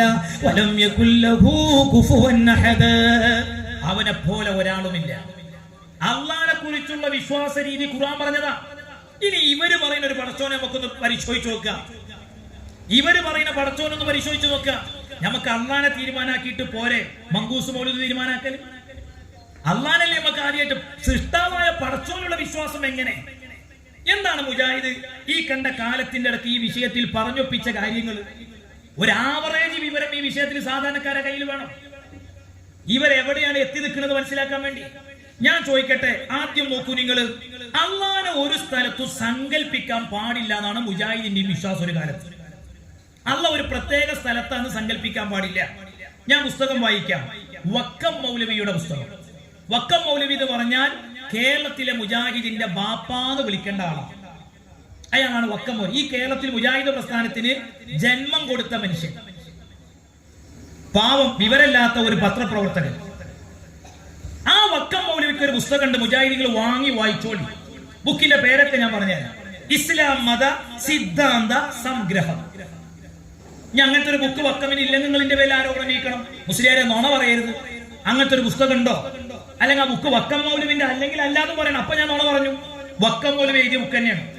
പുസ്തകത്തിന്റെ പേര് ഇസ്ലാം മത സിദ്ധാന്ത സംഗ്രഹം എന്നാണ്. ആ പുസ്തകത്തിന്റെ 45-ാമത്തെ പേജ്. ഇതിലപ്പുറം ഞാൻ എങ്ങനെ നിങ്ങൾക്ക് പറഞ്ഞു തരാം. നിങ്ങൾ ഇടങ്ങേറാകണ്ടെന്ന് വിചാരിച്ചിട്ടാണ് ഓദറ പേര്, ബുക്കിന്റെ പേര്, പേജ് നമ്പറൊക്കെ പറയുന്നത്. പുസ്തകത്തിൽ നിങ്ങൾക്ക് കാണാം ദൈവം കാലദേശ സംബന്ധമില്ലാത്തവനാണെന്നും സകല സ്ഥലങ്ങളും ദൈവത്തിന് ഒരേ നിലയിലുള്ളതാണെന്നും പ്രത്യേകമായി യാതൊരു സ്ഥലത്തും ദൈവത്തെ സങ്കല്പിക്കുവാൻ പാടില്ലെന്നുമുള്ളത് ഇസ്ലാം മതത്തിന്റെ മൂലതത്വങ്ങളിൽപ്പെട്ട സംഗതികളാകുന്നു. അപ്പൊ അള്ളാഹിനെ കുറിച്ചൊരു പ്രത്യേക സ്ഥലം, ഉദാഹരണത്തിന് അള്ളാഹ് ആകാശത്തിലാണ്, അല്ലെങ്കിൽ അള്ളാഹ് പാറപ്പുറത്താണ്, അള്ളാഹ് ഭൂമിയിലാണ്, ഇങ്ങനെ ഒരു സ്ഥലം ചേർത്തിയിട്ട് പടച്ചോനെ സങ്കല്പിക്കരുത്. ആരാ പറയുന്നത്? മുജാഹിദിന്റെ മൗലവി. എന്നാൽ ഇനി നിങ്ങൾക്ക് കേൾക്കാം, അള്ളാഹുവിന് സ്ഥലമുണ്ടെന്ന് വിശ്വസിച്ചാൽ എന്താണ്? ഓ കാഫിറാണ്. അടുത്ത മൗലവിനെ വായിച്ചാൽ KM മൗലവി. ആ KM മൗലവി മുജാഹിദ് പ്രസ്ഥാനത്തിന്റെ ഏറ്റവും വലിയ പണ്ഡിതനല്ലേ? KM മൗലവി റഹിമഹുല്ലാ എന്നല്ലേ നിങ്ങളൊക്കെ പറയുന്നത്? ആ KM മൗലവിയെ കുറിച്ചുള്ള പുസ്തകങ്ങളാണല്ലോ. KM മൗലവി വലിയ നവോത്ഥാന നായകനും വലിയ ചിന്തകനും പരിഷ്കർത്താവും. മൂപ്പരെ കുറിച്ച് ഇനി പറയാൻ വല്ലതും ബാക്കിയുണ്ടോ? ആരാ KM മൗലവി? ഞങ്ങൾ അയാളെ പറയുന്നത് പരിഷ്കർത്താവ് എന്നല്ല, ഞങ്ങൾക്ക് അയാളെ പരിചയപ്പെടുത്തുന്നത് ചിന്തകനെന്നല്ല. ആ KM മൗലവി സൗദി സർക്കാരിന് ഒരു കത്ത് കൊടുത്തിട്ടുണ്ട്. നിങ്ങളുടെ സഹയാത്രികനായ KK കരീം സാറിന്റെ പുസ്തകം വായിച്ചോ? ആ KK കരീം സാറ് KM മൗലവിയെ കുറിച്ച് എഴുതിയ പുസ്തകത്തിൽ ഈ കാര്യം പറയുന്നുണ്ട്. ആ കത്തിൽ സൗദി സർക്കാരിനോട് KM മൗലവി പറഞ്ഞെന്തറിയോ? നിങ്ങൾ അവിടെ തൊഴിലിന് വേണ്ടി തൊഴിലാളികളെ എടുക്കുമ്പോൾ ക്രിസ്ത്യാനികളെ പരിഗണിക്കരുത്. നിങ്ങൾ ഈ കേരളത്തിൽ നിന്നുള്ള സലഫികളെ പരിഗണിക്കണം എന്ന് വെച്ചാൽ സുന്നികളെയും പരിഗണിക്കാൻ പാടില്ല. നിങ്ങൾ ആലോചിച്ചു നോക്കണം. അല്പം പോലും ദയയില്ലാത്ത ഈ സമുദായത്തെ ഒറ്റുകൊടുത്ത ഒറ്റുകാരൻ എന്നാണ് KM മൗലവിയെ അക്ഷരം തെറ്റാതെ വിളിക്കേണ്ടത്.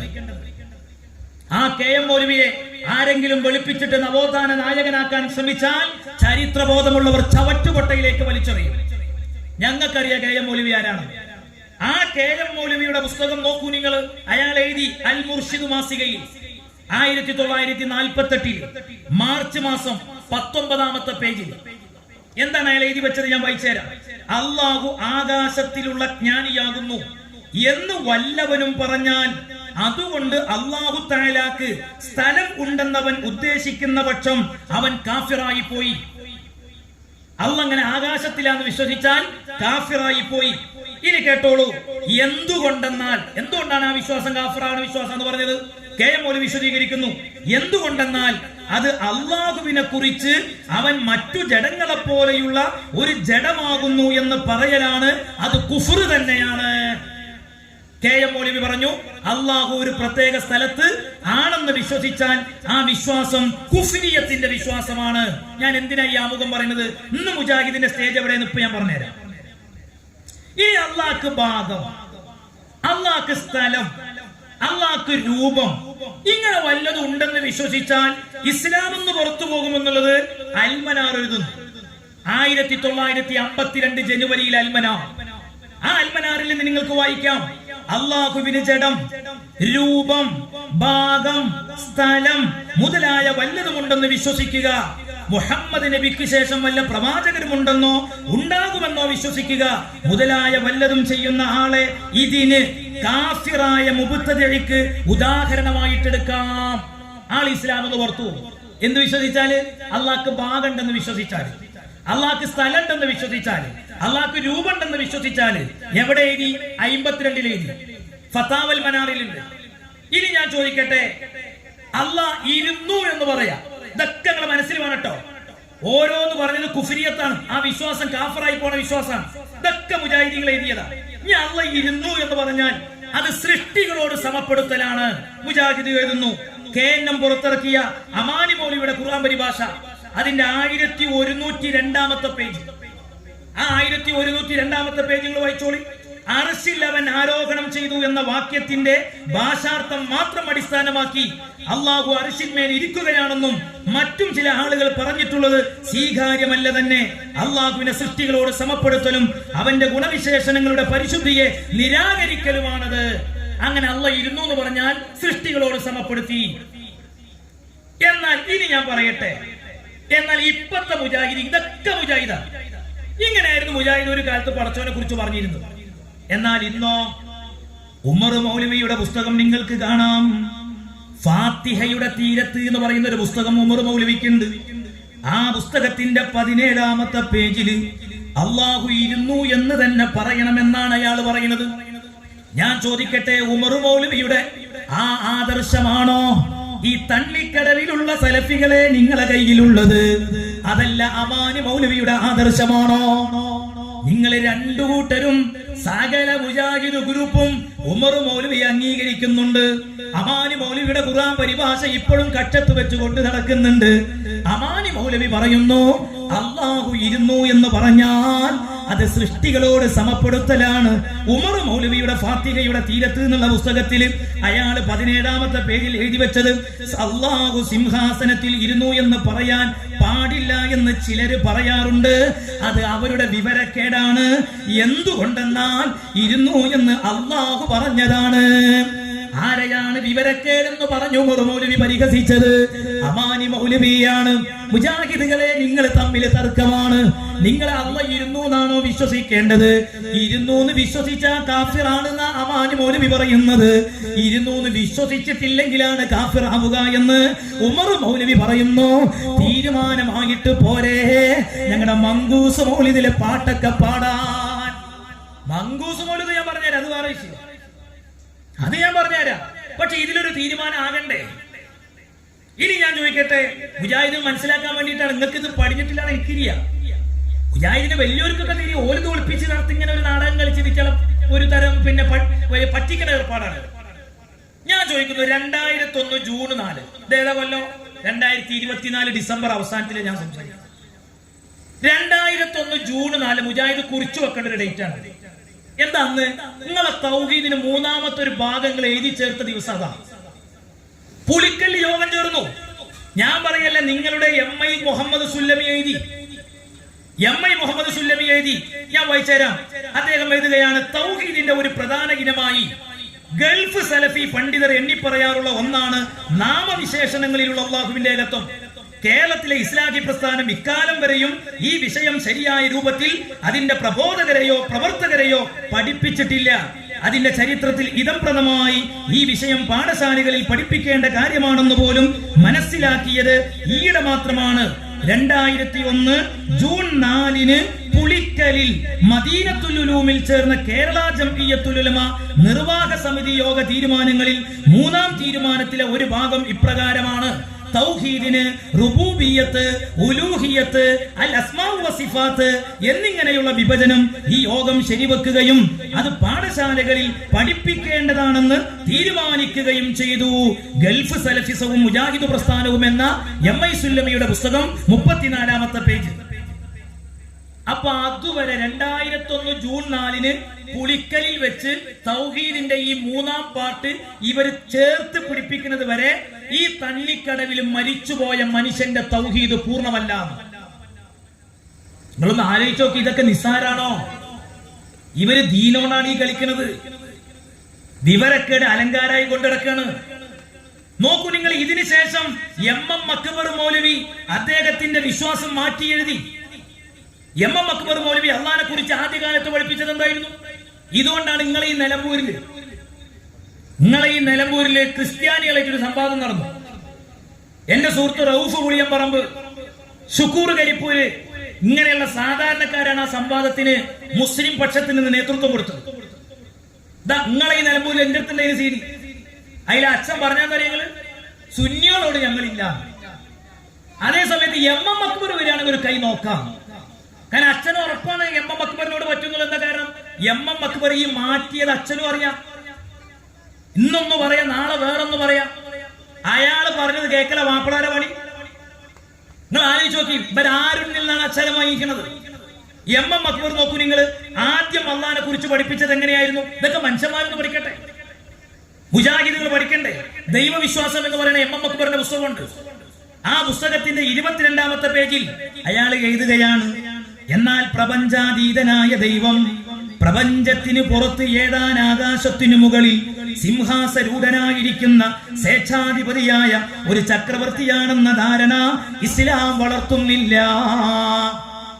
ഇതാണ് ദൈവവിശ്വാസം 22-ാം പേജിൽ MM അക്ബർ മൗലവി പറഞ്ഞത്. അങ്ങനെ യോഗം നടന്നു. 2001 ജൂൺ 4 പുളിക്കലിൽ മീറ്റിംഗ് ചേർന്നു. ആ മീറ്റിംഗ് ചേർന്നതിന് ശേഷം ഉമ്മമാരെ, ഈ മുജാഹിദിന്റെ അക്ബർ മൗലവി അള്ളാഹിനെ കുറിച്ചുള്ള വിശ്വാസവും തിരുത്തി. ആ തിരുത്തിയിട്ട് അയാൾ എഴുതിയ പുസ്തകം അയാൾ എഴുതിയിട്ടുണ്ട് വിചിന്തനം വാരികയിൽ 2002 മെയ് 16 അയാൾ എഴുതിയത് എന്താണ്? മേൽപ്പറഞ്ഞ എന്റെ പരാമർശം അബദ്ധമാകുന്നു. യഥാർത്ഥത്തിൽ അള്ളാഹു പ്രപഞ്ചാതീതനും 7ാം ആകാശത്തിനു മുകളിൽ സിംഹാസനം സ്വയച്ഛാധിപതിയായ ചക്രവർത്തിയുമാകുന്നു എന്നത് ഇസ്ലാം പഠിപ്പിക്കുന്ന ദൈവവിശ്വാസത്തിന്റെ ഭാഗമാണ്. ഇതൊക്കെ ഒന്ന് പഠിക്കാനാണ് ഞാൻ അത്ര റിസ്ക് എടുത്ത് തന്നെ പറയുന്നത്. ഇതൊന്നും സാധാരണക്കാർക്ക് മുജാഹിദ് ഇപ്പൊ എന്താണ് ഈ മാറ്റിക്കൊണ്ടിരിക്കണമെന്നൊന്നും അറിയില്ല. അള്ളാഹുടെ വിശ്വാസില അക്ബർ കളിച്ചത്. അയാൾ ഒറ്റടിക്ക് പറയാം അത് അബദ്ധമായിരുന്നു എന്ന്. ഇത്ര നിസ്സാരം എന്നറിയാം. നിങ്ങൾ നിർമ്മിച്ചുണ്ടാക്കുന്ന ആശയത്തിന്റെ ഗതികേടാണിത്. എന്നിട്ട് അത് ഞങ്ങൾ സ്വീകരിക്കണമെന്നോ? ഇനി ഞാൻ ചോദിക്കട്ടെ, അള്ളാഹു ആകാശത്തിലാണ് എന്ന് വിശ്വസിച്ച കാഫിറാണ് എന്നാണ് നിങ്ങളുടെ പഴയ വിശ്വാസം. എന്നാ നിങ്ങളുടെ പുതിയ വിശ്വാസോ? 2005 അൽമനാർ ഏപ്രിൽ മാസം 49ാമത്തെ പേജിൽ നിങ്ങൾ എഴുതിയത് എന്താണ്? അള്ളാഹു ആകാശത്താണെന്നുള്ളതിന് വിശുദ്ധ ഖുർആനിൽ ഒരുപാട് ആയത്തുകൾ കാണാൻ കഴിയും. അപ്പൊ എന്താ ഈ ആയത്ത് കെ എം മൗലവി കണ്ടില്ല? കെ എം മൗലവി കണ്ടില്ലേ? കെ എം മൗലവി പറഞ്ഞ അള്ളാഹ് ആകാശത്തിലാണെന്ന് വിശ്വസിച്ചാൽ ഓൻ കാഫിറാണ് എന്നാ പറഞ്ഞത്. ഈ അൽമനാർ പറയുന്നതോ അള്ളാഹ് ആകാശത്താന്നുള്ളത് ഖുർആനിൽ ഒരുപാട് ആയത്തുണ്ട്. മുജാഹിദ് നെഞ്ചത്ത് കൈവച്ചോണ്ട് നിസ്കരിച്ചുമ്പോഴല്ല അവിടെ ഒക്കെ ഉണ്ട്. അത് നെഞ്ചിലെ ആയൊക്കെ ഉണ്ട്. നെഞ്ചത്ത് കൈവച്ചോണ്ട് നിങ്ങൾ ചിന്തിക്കും. ഞാൻ പറയുന്നത്, ഞാൻ എന്നോടുള്ള വെറുപ്പോണ്ട് നിങ്ങൾ കേൾക്കാതിരിക്കണ്ട. തക്കാഫിയല്ലേ നോണേ പറയും. ഞാൻ ഈ ബുക്കിന്റെ പേജ് നമ്പർ അടക്കല്ലേ നിങ്ങളോട് പറഞ്ഞു തരുന്നു. നിങ്ങളെ മൗലവിയോട് ചോദിക്കും, ഇങ്ങനെയൊക്കെ പൊട്ടത്തരം നമ്മൾ പറഞ്ഞിട്ടുണ്ടോ എന്ന് ചോദിക്കും. അള്ളാഹുള്ള വിശ്വാസത്തിൽ നിങ്ങൾ കളി. ഇനി ഞാൻ ചോദിക്കട്ടെ, അള്ളാഹ്ക്ക് ഭാഗമല്ല എന്നല്ലേ വിശ്വസിക്കണം എന്നല്ലേ വിശ്വസിച്ച് ഭാഗമുണ്ടെന്ന് വിശ്വസിച്ച ഇസ്ലാം എന്ന് പുറത്തു പോകുന്നല്ലേ? എന്നാ ഞാൻ ചോദിക്കട്ടെ, അള്ളാഹുവിന്റെ വലത്തെ കയ്യിലാണ് ആകാശങ്ങൾ, വലത്തെ കയ്യിലാണ് ആകാശങ്ങൾ എന്ന് നോക്കൂ നിങ്ങൾ. ഇബ്നു അബ്ദുൽ വഹാബിന്റെ അത്തൗഹീദ് എന്ന ഗ്രന്ഥത്തിന്റെ വിവർത്തനത്തിൽ അള്ളാഹുവിന് നൽകേണ്ട ഗാംഭീര്യം എന്ന് പറയുന്ന ഒരു അധ്യായമുണ്ട്. അതിൽ ചില ഹദീസുകളെ ഉദ്ധരിച്ചുകൊണ്ട് അദ്ദേഹം പറയുന്നു, അള്ളാഹുവിന്റെ ഇരുകരങ്ങളെ കുറിച്ചും വലത് കയ്യിൽ ആകാശം, ഇടത്തെ കയ്യിൽ ഭൂമി. അപ്പൊ അള്ളാഹ്ക്ക് കൈയുണ്ട്, വലത്തെ ഭാഗമുണ്ട്, ഇടത്തെ ഭാഗമുണ്ട്. ഇത് തീർന്നില്ല സുഹൃത്തുക്കളെ, അള്ളാന്റെ ഇരുഭാഗവും വലതുഭാഗമാണ്. ബിസ്ഡം മൗലവിന്റെ ഫൈസൽ ഭയങ്കര പണ്ഡിതനാണ്. മൂപ്പൻ എന്താണോ പറയുന്ന ജഹാലത്തെങ്കിലും നന്നാക്ക് തൊടാതെ വിഴുങ്ങി നടക്കുക. പാവം അയച്ചുള്ള പണി. അയാൾ പെട്ട വലിയൊരു പെടലാണ് ഇപ്പൊ ഞാൻ പറയാൻ പോണ കാര്യം. വലിയ വെല്ലുവിളി വിളിച്ചിരുന്നു അയാൾ സുന്നികളെ തിരുത്തണ്ടി വന്നില്ല. അയാൾക്ക് അൽമനാറിൽ അങ്ങനെ അല്ലാന്നല്ലേ പറഞ്ഞ അയാൾ. എന്താണ് അൽമനാർ എഴുതിയത്? അള്ളാന്റെ ഇരുഭാഗവും വലതുഭാഗമാണ്, ഇരുഭാഗവും വലതുഭാഗമാണ്. ഇത് കേൾക്കുമ്പോ ഉമ്മാര് ചെരുക്കുണ്ടാവും, എന്താ ഈ മുജാഹിദ് പറയുന്നത്? അതാണ് ഉമ്മാ മുജാഹിദ്, അതാണ് ഇരുഭാഗവും വലത്തെ ഭാഗമാണ്. ഞാൻ വായിച്ചുതരാം. 2004 ഡിസംബർ അൽമനാർ 36ാം പേജ്. അള്ളാന്റെ ഇരു കൈകളും ബ്രാക്കറ്റിൽ ഇരുഭാഗവും വലതുഭാഗമാണ്. എങ്ങനെ മുജാഹിദ് ഇരുഭാഗമൊക്കെ വലതേ ഭാഗമാക്കുക? നിങ്ങൾക്ക് വിവരമില്ലാന്ന് വിചാരിച്ചിട്ട് അത് മനുഷ്യന്മാരോട് വിളിച്ചു പറയണം. ഓ പടച്ചോന്റെ കാര്യത്തിൽ ഇങ്ങനെയൊക്കെ തോന്നിയാസം കളിക്കണം. ഇനി കേൾക്കണം, അള്ളാന്റെ രണ്ടും വലത് കൈ, അള്ളാഹ്ക്ക് ഇടത്തെ കൈയില്ല. വരെ പടച്ചോൻ വിട്ടത് എന്തിനാ? അള്ളാന്റെ കൈ വെക്കാനാ? ഞാൻ ചോദിക്കട്ടെ, ഇത് ജനങ്ങളോട് പറയലാണ് ഞങ്ങളുടെ പണി. അള്ളാനെ കൊണ്ടാണ് ഈ കളിക്കുന്നത്. ഇത് ഇവരെ എവിടെ എഴുതി? അൽമനാർ 2007 മെയ് മാസം 57ാമത്തെ പേജ്. അള്ളാഹു അവന്റെ ഒരു കൈ കൊണ്ട് ഭൂമിയെ മുഴുവനായി ചുരുട്ടിപ്പിടിക്കും, അവന്റെ മറ്റേ കൈ കൊണ്ട് ആകാശത്തെ ചുരുട്ടിപ്പിടിക്കുകയും ചെയ്യും. അവന്റെ രണ്ട് കൈകളും വലതാണ്, അവയിൽ ഇടതില്ല. അപ്പൊ 2007 അള്ളാഹ്ക്ക് ഇടത്തെ കൈയില്ല, വലത്തെ കൈയാണ്. അമ്മമാര് കുറിച്ച് വെച്ചോളും, കൊല്ലൊക്കെ നിങ്ങൾക്ക് ആവശ്യം വരും. ഇനി അള്ളാഹ്ക്ക് ഇടത്തെ കൈ ഉണ്ട് 2009. 2 കൊല്ലം കഴിഞ്ഞപ്പോ അള്ളാഹ്ക്ക് ഇടത്തെ കൈ ഉണ്ടായി. അതും അൽമനാർ തന്നെ. അൽമനാർ ജനുവരി 24ാമത്തെ പേജ്. അന്ത്യദിനത്തിൽ അള്ളാഹു ആകാശങ്ങളെ ചുരുട്ടിപ്പിടിക്കും. പിന്നീട് തന്റെ വലത് കൈ കൊണ്ട് പിടിച്ച ശേഷം പറയും, ഞാനാണ് രാജാവ്. എവിടെ അഹങ്കാരികളും ധിക്കാരികളും. ശേഷം ഭൂമിയെ തന്റെ ഇടത് കൈ കൊണ്ട് ചുരുട്ടിപ്പിടിക്കും. 2007 ഇടത്തെ കൈയില്ല, 2009 അള്ളാഹ്ക്ക് ഇടത്തെ കൈയുണ്ട്. അല്ല മുജാഹിദേ, നിങ്ങൾ ഏതാ ജാതി? ദേഷ്യം പിടിക്കരുത് എന്നോട്. ഇത് നിങ്ങൾ ചിന്തിക്കണം, സാധാരണക്കായ മുജാഹിദിനോടല്ല. നിങ്ങൾ പാവങ്ങളാണ്. നിങ്ങൾക്ക് ഈ മൗലവിമാര് പറഞ്ഞു തന്നെ വിവരമുള്ളൂ. ആഖിറത്തിൽ വിശ്വാസം ഉണ്ടെങ്കിൽ വലിച്ചെറിഞ്ഞോളിയും ഈ തോന്നിയാസത്തിന്റെ ആദർശം. ഇത് ദീനാണോ? എന്ത് തോന്നിയാസാണ് പടച്ചോനെ കൊണ്ട് കളിച്ചത്? എത്ര നിസാരായിട്ടാണ് ഈ പറയുന്നത്. വിശ്വാസകാരിയാണിത്. നിങ്ങൾ അല്ലാഹുവിന്റെ ഖുർആൻ പറയും വമിനൻ നാസി മൻ യഖൂലു ആമന്നാ ബില്ലാഹി വബിൽ യൗമിൽ ആഖിർ വമാ ഹും ബിമുഅ്മിനീൻ.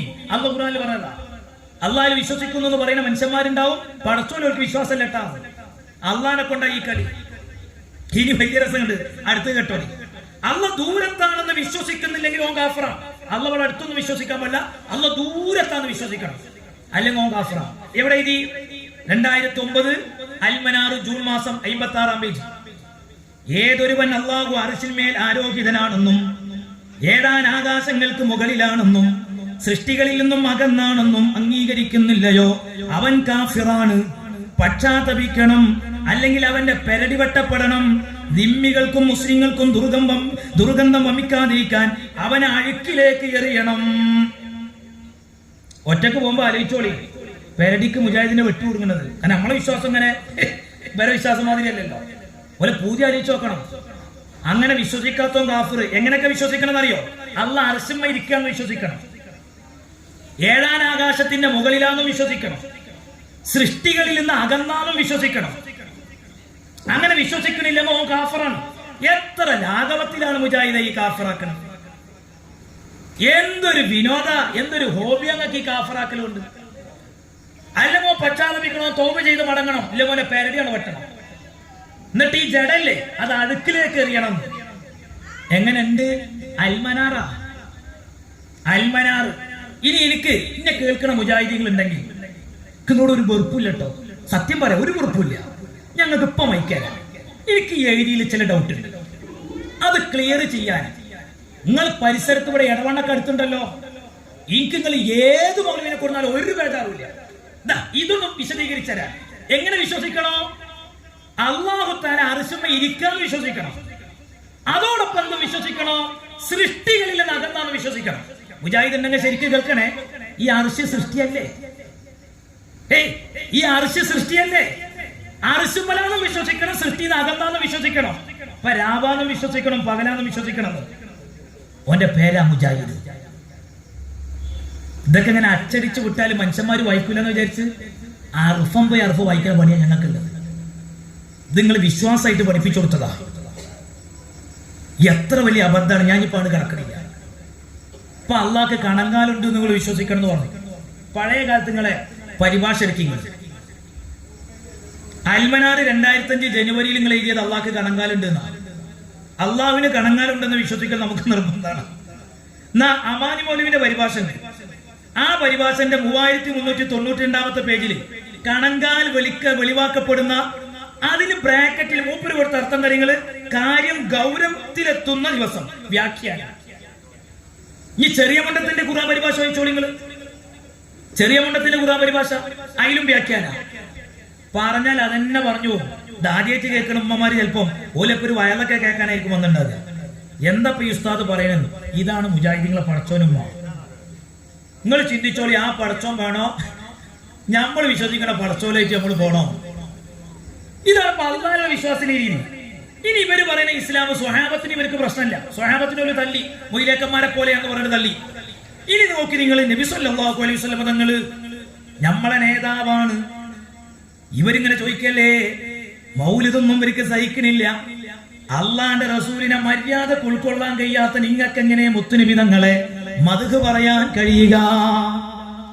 നിങ്ങളുടെ വിശ്വാസം എന്താണ്? അമ്പിയാക്കളെ കുറിച്ചുള്ള വിശ്വാസം എന്താണ്?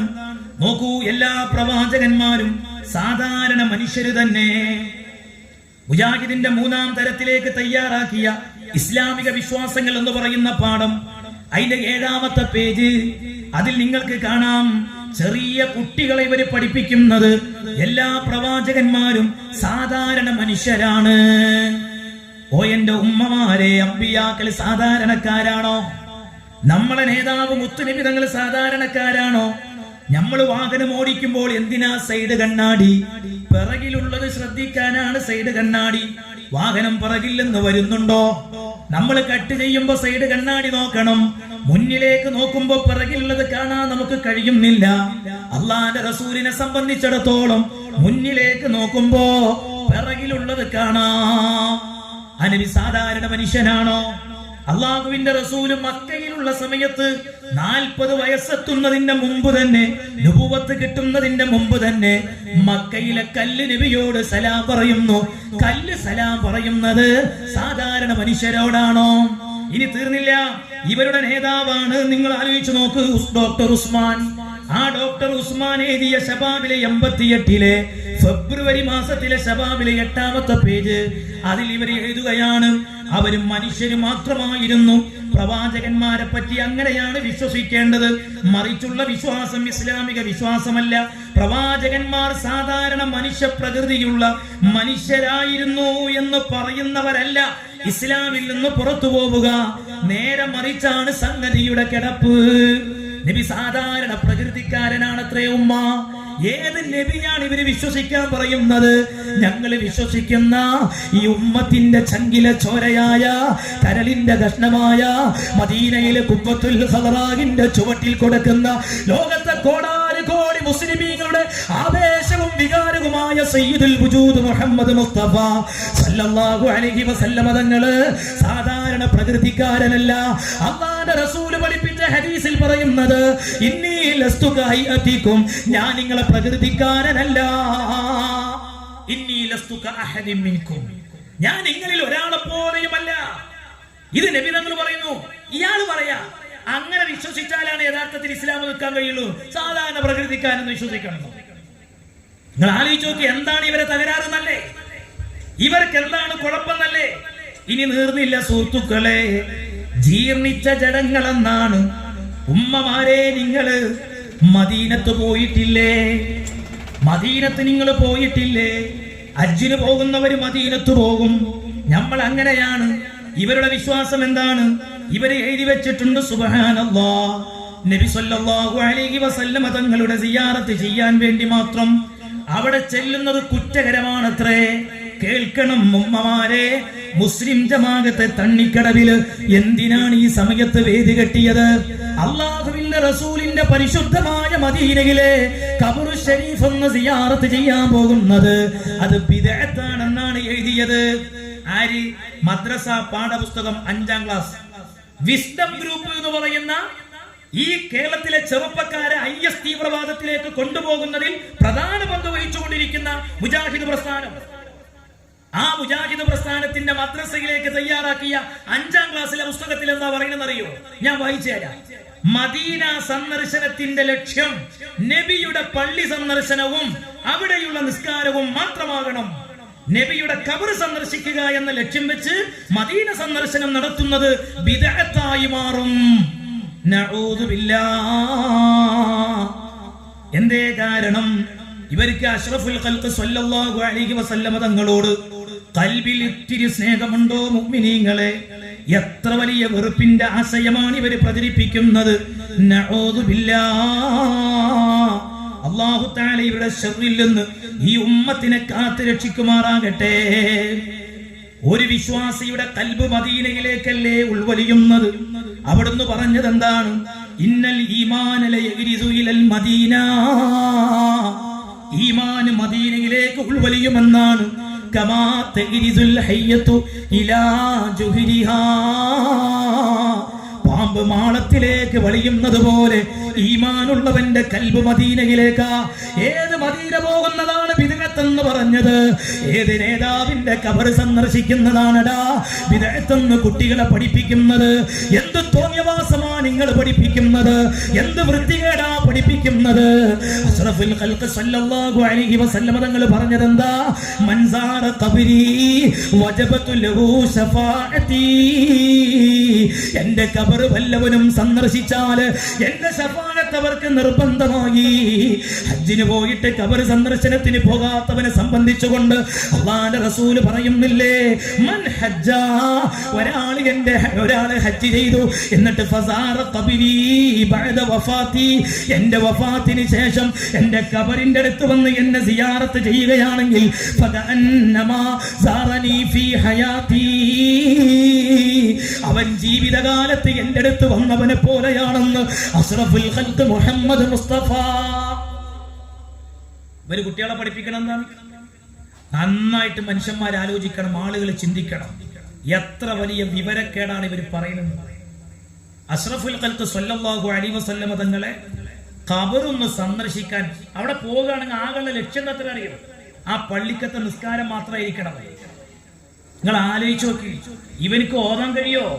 അൻത ഉമ്മുൻ അം അബുൻ മാ റഅയ്നാ ഫീഹിമാ മിസ്ല ഹുസ്നിക ഖത്തു യാ സയ്യിദി ഖൈറൻ നബി.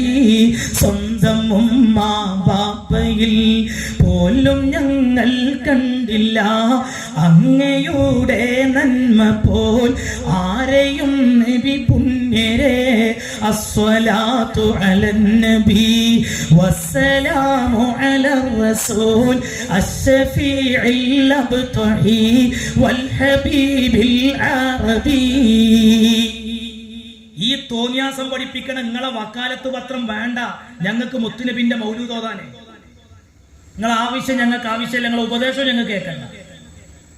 എന്ത് തോന്നിയാസങ്ങൾ പഠിപ്പിച്ച് ഇനി നിങ്ങൾ നബിതങ്ങളെ കുറിച്ച് എഴുതിയതെന്താ? അൽമനാർ. ഇതാ അൽമനാർ, ജീർണിച്ച ജഡം, ഒറിജിനൽ അൽമനാറാണ്.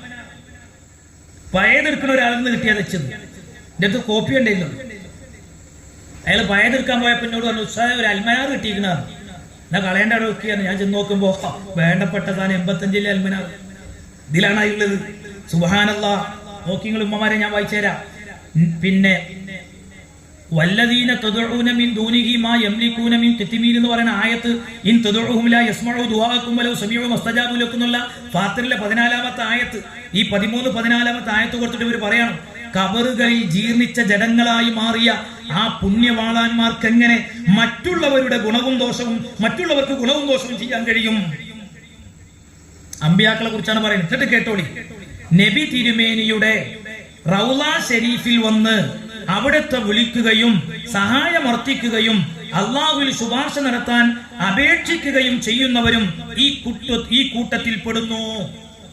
അമ്പിയാക്കളിൽ ജീർണിച്ചുപോയി, അവരെ ശരീരം മണ്ണ് തിന്നുപോയി. ഈ വിശ്വാസമാണ് ജമാഅത്തെ ഇസ്ലാമിയുടെ വിശ്വാസം. ഈ വിശ്വാസമാണ് സലഫികളുടെ വിശ്വാസം. എന്നാൽ ഞാൻ എന്റെ മുജാഹിദ് സുഹൃത്തുക്കളോട് പറയട്ടെ, നിങ്ങൾ അൽമനാർ പുറത്തിറങ്ങി 2022 എനിക്ക് വലിയ സന്തോഷമുണ്ട് നിങ്ങളോട്. ഈ 2022 2 കൊല്ലം മുമ്പ് ഇറങ്ങിയ അൽമനാറാണ്.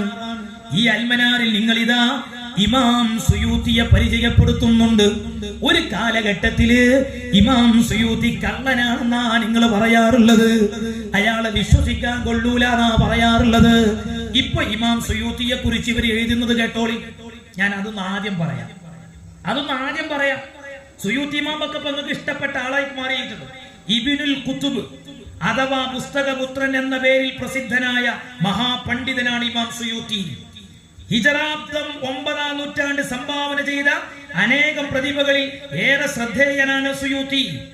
അദ്വിതീയമായ രചനാ പാടവവും അസാമാന്യമായ ഓർമ്മശക്തിയും അടങ്ങാത്ത വിജ്ഞാന തൃഷ്ണയും സമന്വയിച്ച അപൂർവ പ്രതിഭ. മതവൈജ്ഞാനിക പാരമ്പര്യമുള്ള ഒരു കുടുംബത്തിലാണ് ഇദ്ദേഹത്തിന്റെ ജനനം. 6ാം വയസ്സിൽ പിതാവ് മരണപ്പെട്ടു. 8ാം വയസ്സിൽ ഖുർആൻ മനഃപ്പാഠമാക്കിക്കൊണ്ട് വൈജ്ഞാനിക മേഖലയിലേക്ക് ചുവടുവെച്ച സുയൂത്തി സമകാലികരെയും മുൻഗാമികളെയും പിൻഗാമികളെയും എല്ലാം പിന്നിലാക്കിക്കൊണ്ട് 600ഓളം ഗ്രന്ഥങ്ങൾ രചിച്ച മഹാപ്രതിഭയാണ്.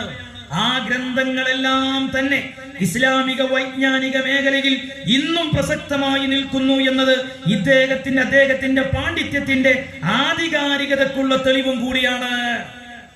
ആരാപ്പ ഈ മൗലൂദ് ഓതിയത്? മുജാഹിദ്. ആരെ കുറിച്ചാ പറഞ്ഞത്? സുയൂത്തി ഇമാം. 600ഓളം ഗ്രന്ഥം എഴുതിയിട്ടുണ്ട്. അദ്ദേഹത്തിന്റെ വിജ്ഞാനത്തിന്റെ ആഴത്തിന്റെ വ്യക്തമായ ഉദാഹരണമാണ് ആ ഗ്രന്ഥങ്ങളൊക്കെയും. ആ സുയൂത്തി ഇമാമിന്റെ ഗ്രന്ഥം ഒന്ന് വായിച്ചോട്ടെ. നിങ്ങൾ പുകഴ്ത്തി പറഞ്ഞ സുയൂത്തി ഇമാം, ആ സുയൂത്തി ഇമാമിന്റെ ഗ്രന്ഥമാണ് സുബ്ഹാനല്ലാഹ് അൽ ഹാവിലിൽ ഫതവാ. ഇനി നമുക്ക് തർക്കം വേണോ? ഇനി നമ്മൾ ശണ്ട കൂടണോ? ഇനി നമ്മൾ ചീത്ത പറയണോ? നമുക്ക് അടുത്ത നബിദിനം ഒന്നിച്ചു കൊണ്ടാടിക്കൂടെ? വീട്ടിൽ കയറിയിട്ട് ലഘുലേഖ കൊടുത്തിട്ട് നബിദിനം കൊണ്ടാടണ്ട എന്ന് പാവം കാരണവന്മാരെ പറഞ്ഞേക്കണ്ട. സുയൂത്തി ഇമാം വലിയ പണ്ഡിതനല്ലേ? ആ സുയൂത്തി ഇമാം നമ്മളും നിങ്ങളും അങ്ങോട്ട് അംഗീകരിച്ചാല് പിന്നെ നമ്മൾ ഇനി തർക്കം കൂടണോ? ആ സുയൂത്തി ഇമാമിന്റെ അൽ ഹാവിലിൽ ഫതവാ, അൽ-ഹാവിലിൽ ഫതാവയിൽ ഒരു സംഭവം ഉദ്ധരിക്കുന്നുണ്ട്. മഹാനായ ശൈഖ് റിഫാഇ തങ്ങൾ ഹിജ്റ 500-ലാണ് ജനിച്ചത്, 570-ലാണ് വഫാത്തായത്. ഉമ്മമാരെ, ശൈഖ് റിഫാഇ തങ്ങൾ സുബ്ഹാനല്ലാഹ് മഹാനവറുകളെ ഹജ്ജ് കർമ്മം നിർവഹിച്ചു നബിയുടെ പരിശുദ്ധമായ ഖബർ ഷരീഫ് സിയാറ ചെയ്യാൻ പോയി. ഈ വിസ്ഡം ഗ്രൂപ്പിന്റെ കുട്ടികളെ പഠിപ്പിക്കുന്നത് മദ്രസയിൽ എന്താണ്? അല്ലാഹുവിന്റെ റസൂലിന്റെ റൗള സിയാറത്ത് ചെയ്യാൻ പോയാൽ അത് കുറ്റകരമാണെന്നാണ്, ബിദ്അത്താണെന്നാണ് നിങ്ങൾ പുകഴ്ത്തി പറഞ്ഞ ഇമാം സുയൂത്തി തങ്ങളാണ് രേഖപ്പെടുത്തുന്നത്. ശൈഖ് റിഫാഇ തങ്ങൾ ഹജ്ജിന് പോയി, എന്നിട്ട് മദീനയിൽ ചെന്നു. സുബ്ഹാനല്ലാഹ്, ഖബർ ഷരീഫിന്റെ അടുത്ത് ചെന്ന് നിന്നിട്ട് ബഹുമാനപ്പെട്ട ശൈഖ് റിഫാഇ തങ്ങൾ വഫാത്തായ നബിയെ വിളിച്ചിട്ട് പറയുന്നത് എന്താ? യാ റസൂലല്ലാഹ്, പലപ്പോഴും എന്റെ ആത്മാവാണ് നബിയെ ഇവിടെ വരാറുള്ളത്. എന്റെ ആത്മാവ് മാത്രമല്ല, എന്റെ ശരീരം അങ്ങയുടെ ചാരത്തുണ്ട് നബിയെ. എനിക്കൊരു ആഗ്രഹമുണ്ട് നബിയെ, അങ്ങയുടെ കൈയൊന്ന് എനിക്ക് നീട്ടിത്തരണം. എന്താണ് 85-ലെ അൽമനാർ എഴുതിയത്? 87-ലെ പ്രബോധനം എഴുതിയത് എന്താ? അല്ലാഹുവിന്റെ റസൂൽ ജീർണിച്ച ജഡമായെന്നല്ലേ, അമ്പിയാക്കളെ ശരീരം ജീർണിച്ചു പോയെന്നല്ലേ. ശൈഖ് റിഫാഇ തങ്ങൾ മദീനയിൽ ചെന്നുകൊണ്ട് വഫാത്തായ മുത്തുനബി തങ്ങളെ ഖബറിന്റെ ചാരത്ത് ചെന്നുകൊണ്ട് അഭിലാഷം പറയുകയാണ്.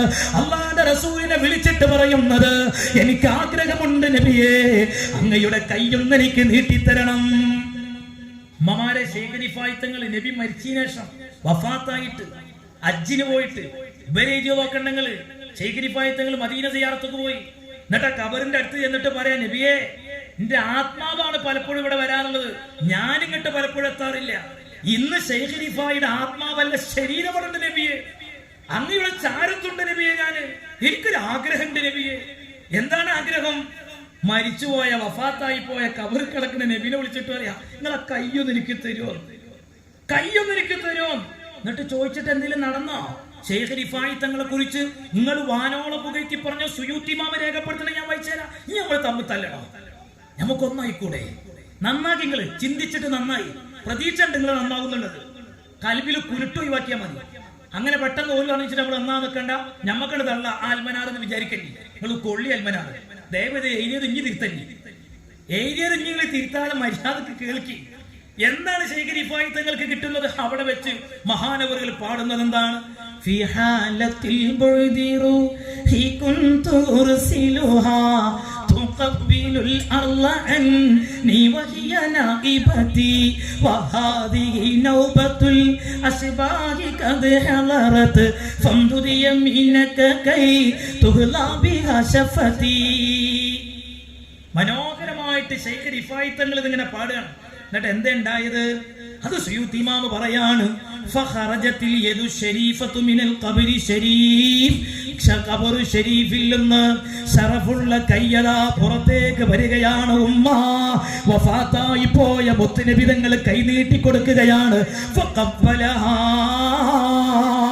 ലോകത്തിന്റെ നേതാവിന്റെ കൈയങ്ങ് പുറത്തേക്ക് വന്നപ്പോ ആശിഖുർ റസൂലായ ശൈഖ് റിഫാഇ തങ്ങൾ ആ കൈ പിടിച്ച് ചുംബിക്കുകയാണ്. ഇതാരാ രേഖപ്പെടുത്തുന്നത്? 2022 അൽമനാർ പുകഴ്ത്തി പറഞ്ഞ സുയൂത്തി ഇമാമ, 600ഓളം ഗ്രന്ഥങ്ങൾ എഴുതിയ പണ്ഡിതനാ. ഇസ്ലാമിലെ വിജ്ഞാന ശാഖയിലെ തിളക്കമാർന്ന അധ്യായങ്ങൾ ചരിത്രത്തിൽ രേഖപ്പെടുത്തിയ കനപ്പെട്ട സംഭാവനകൾ അർപ്പിച്ച പണ്ഡിത കേസരിയാണ് മഹാനായ ഇമാം സുയൂത്തി തങ്ങള്. ഇപ്പൊ പറഞ്ഞതൊക്കെ ബാത്തിലായില്ലേ?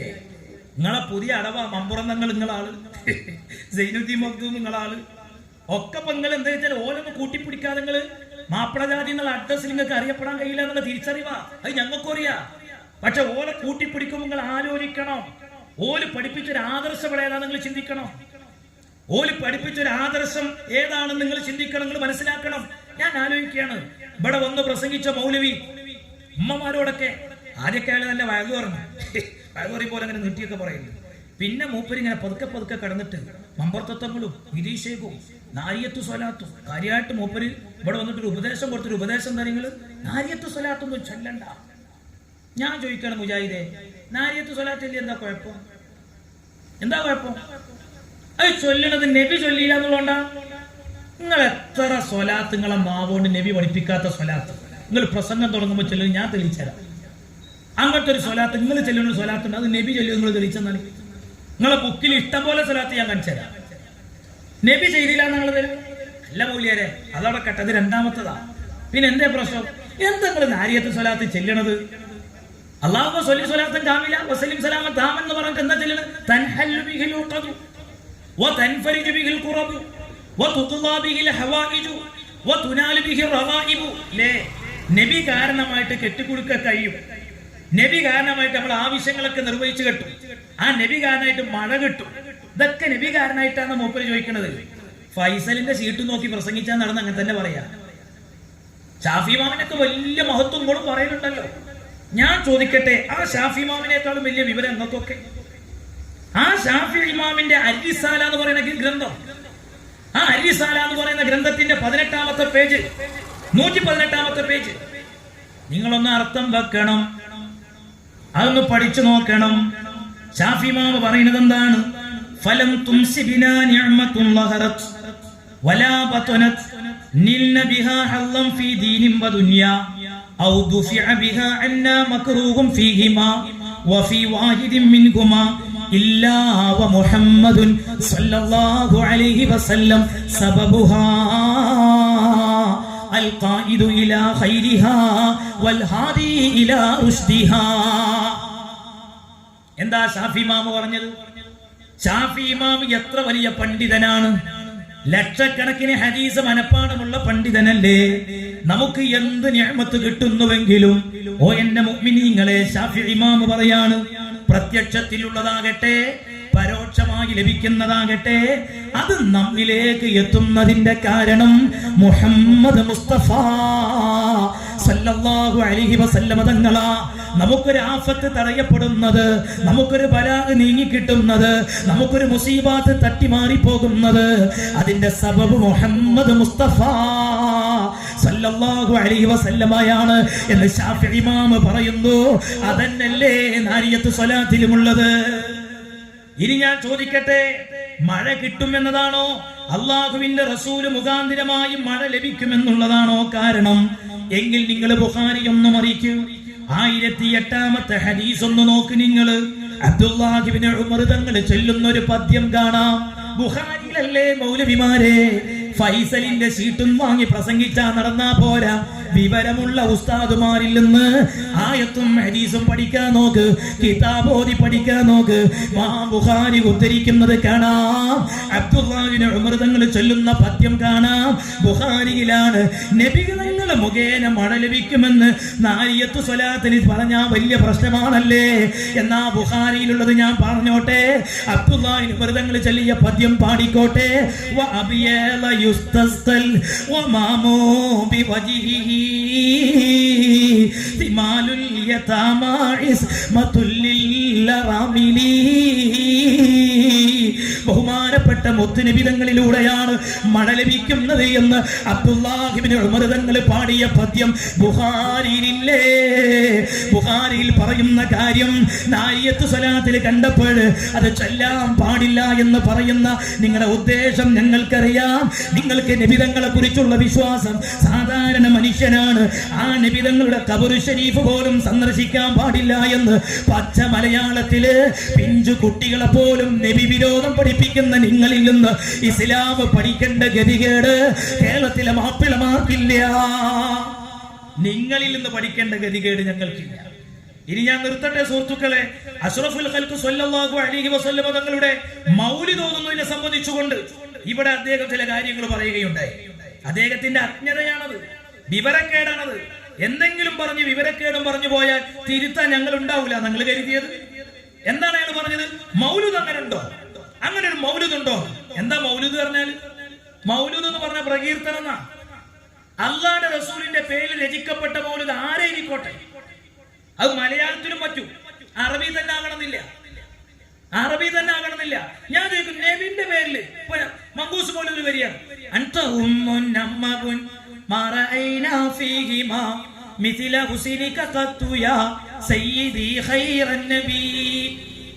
ഇതിന് കുഴപ്പം? എന്താണ് കുഴപ്പം? നിങ്ങൾ കുഴപ്പമുള്ള വരി എന്ന് പറഞ്ഞ ചില വരികളുണ്ടല്ലോ, അതിലൊരു കുഴപ്പമില്ല. നിങ്ങൾക്ക് തിരിയാത്തോണ്ടാണ്.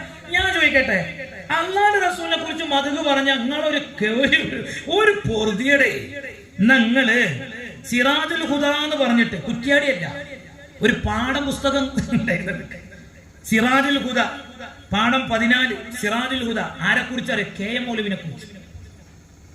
സൗദിക്ക് കത്തേരിയ KM മൗലവി, സലഫികളല്ലാത്തവരെ പണിക്ക് വെക്കരുതെന്ന് പറഞ്ഞിട്ട് കത്തേരിയ KM മൗലവിനെ കുറിച്ച് ഒരു മൗലൂദ് എഴുതിയിട്ടുണ്ട് പദ്യരൂപത്തിൽ.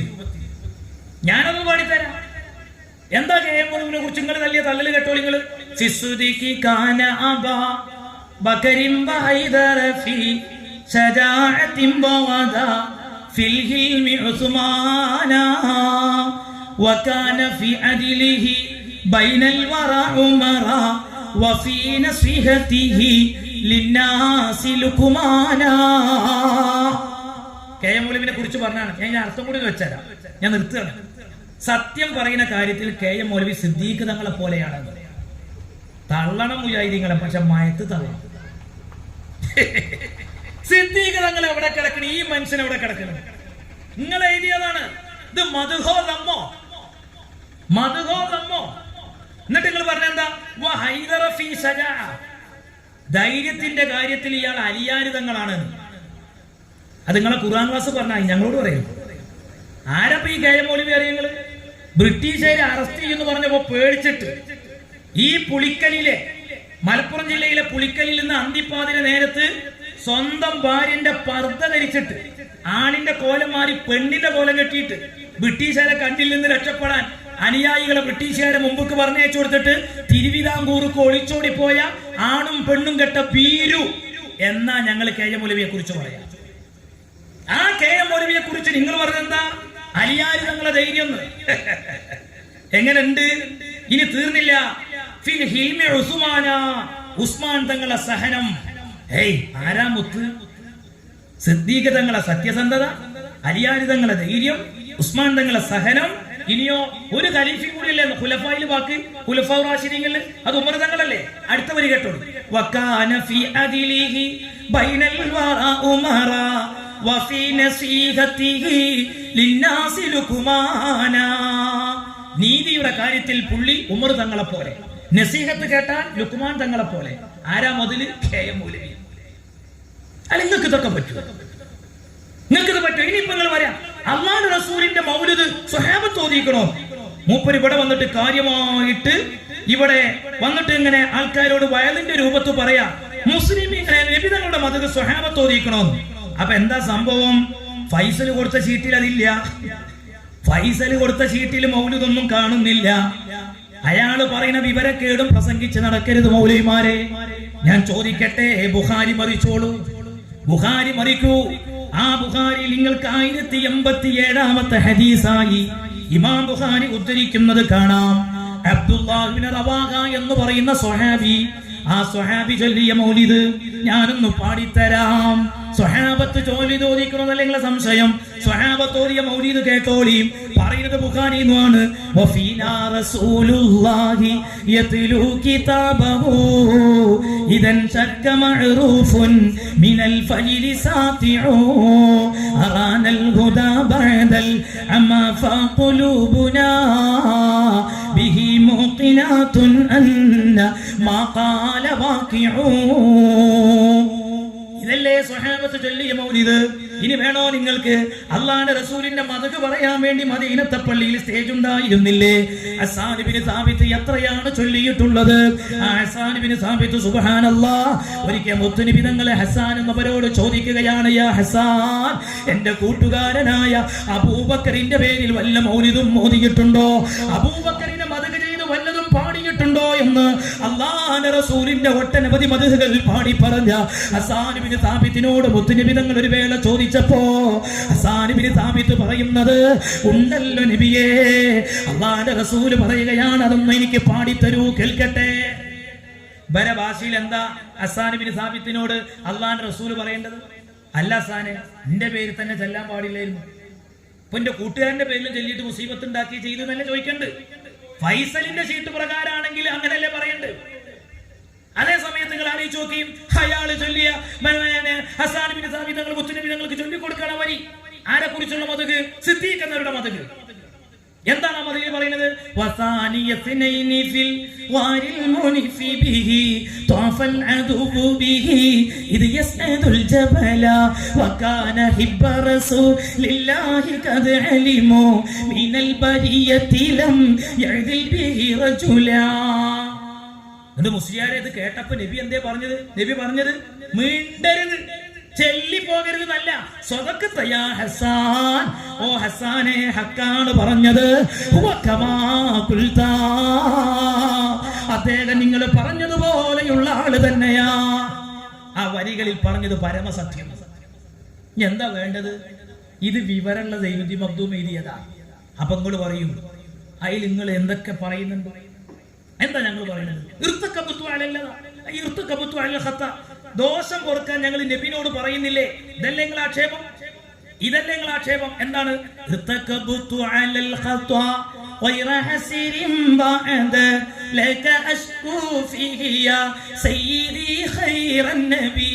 ദോഷം പൊറുക്കണൊക്കെ അല്ല തന്നെയാണ്. ഞങ്ങൾ നബിനോട് ആവലാതി പറയുന്നത്. പാടില്ല എന്ന് നിങ്ങളെ തൊള്ളോണ്ട് പറഞ്ഞ മാപ്പിളാർക്ക് തെളിവൊന്നല്ലത്. നിങ്ങൾ പറയുന്നത് ദീന് പച്ച തോന്നിയാസം പറയും. എന്താ നബിനോട് ആവലാതി പറഞ്ഞാൽ? ഒരായത്തിന് നിങ്ങൾ തെളിവ് തിരിക്കുന്ന, ഒരു ഹദീസിന് തെളിവ് തിരിക്കും. നിങ്ങൾ പറയുന്ന തോന്നിയാസം കേൾക്കല മാപ്പിളാരെ പണി. ഞാൻ ചോദിക്കുന്നത്, നിങ്ങൾ മദീനത്ത് മനുഷ്യന്മാരെ തടയുന്ന വെറുതെ അല്ല. പള്ളിയിൽ പോയിട്ട് പോന്നാ പോലെ കബറിനടുത്തൊക്കെ പോണ്ടാന്ന്. ചെല്ലി കബറിനടുത്ത്. ആ കബറിനടുത്ത് സൗദിയിലെ ഭരണ സമസ്തക്ക മുസ്ലിം ജമാഅത്ത ഭരിക്കുന്നത് ആണോ? അവിടെ ഇന്നും രേഖപ്പെട്ട് കിടക്കണില്ലേ? എന്താണ് അവിടെ കൊത്തിവെച്ചിരിക്കുന്ന വരികൾ?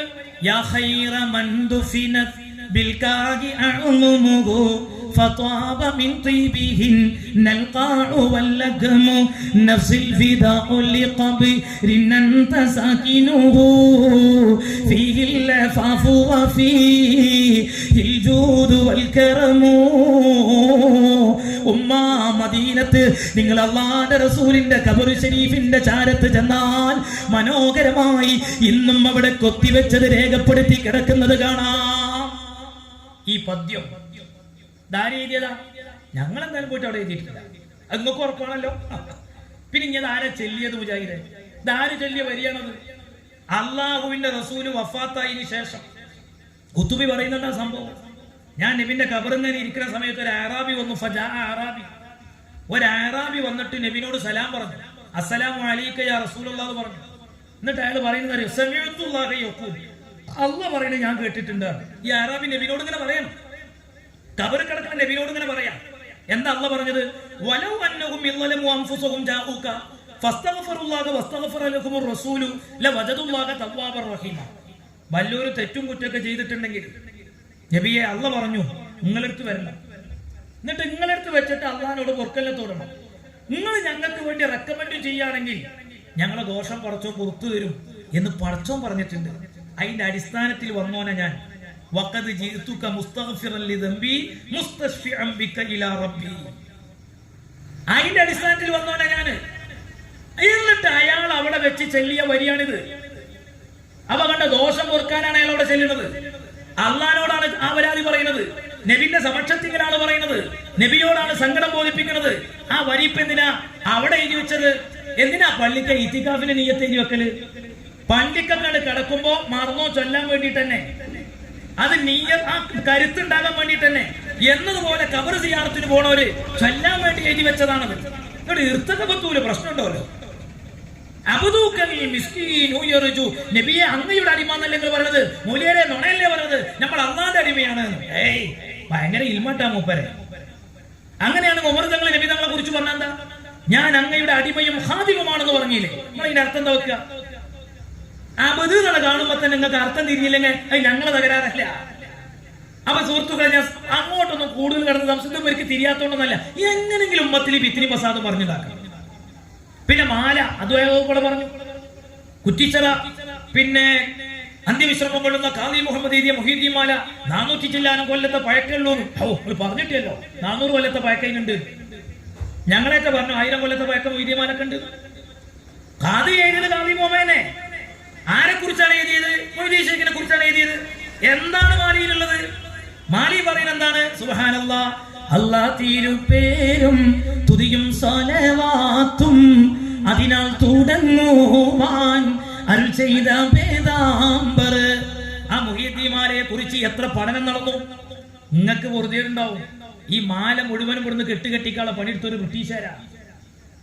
ഒന്ന് വായിച്ചാൽ കെ കെ കരീം സാറിന്റെ മഹത്തായ മാപ്പിള സാഹിത്യ പാരമ്പര്യം നഷ്ടപ്പെടാതെ കിട്ടിയ ആദ്യത്തെ കീർത്തന കാവ്യമാണ് മുഹീദ്ദീൻ മാല.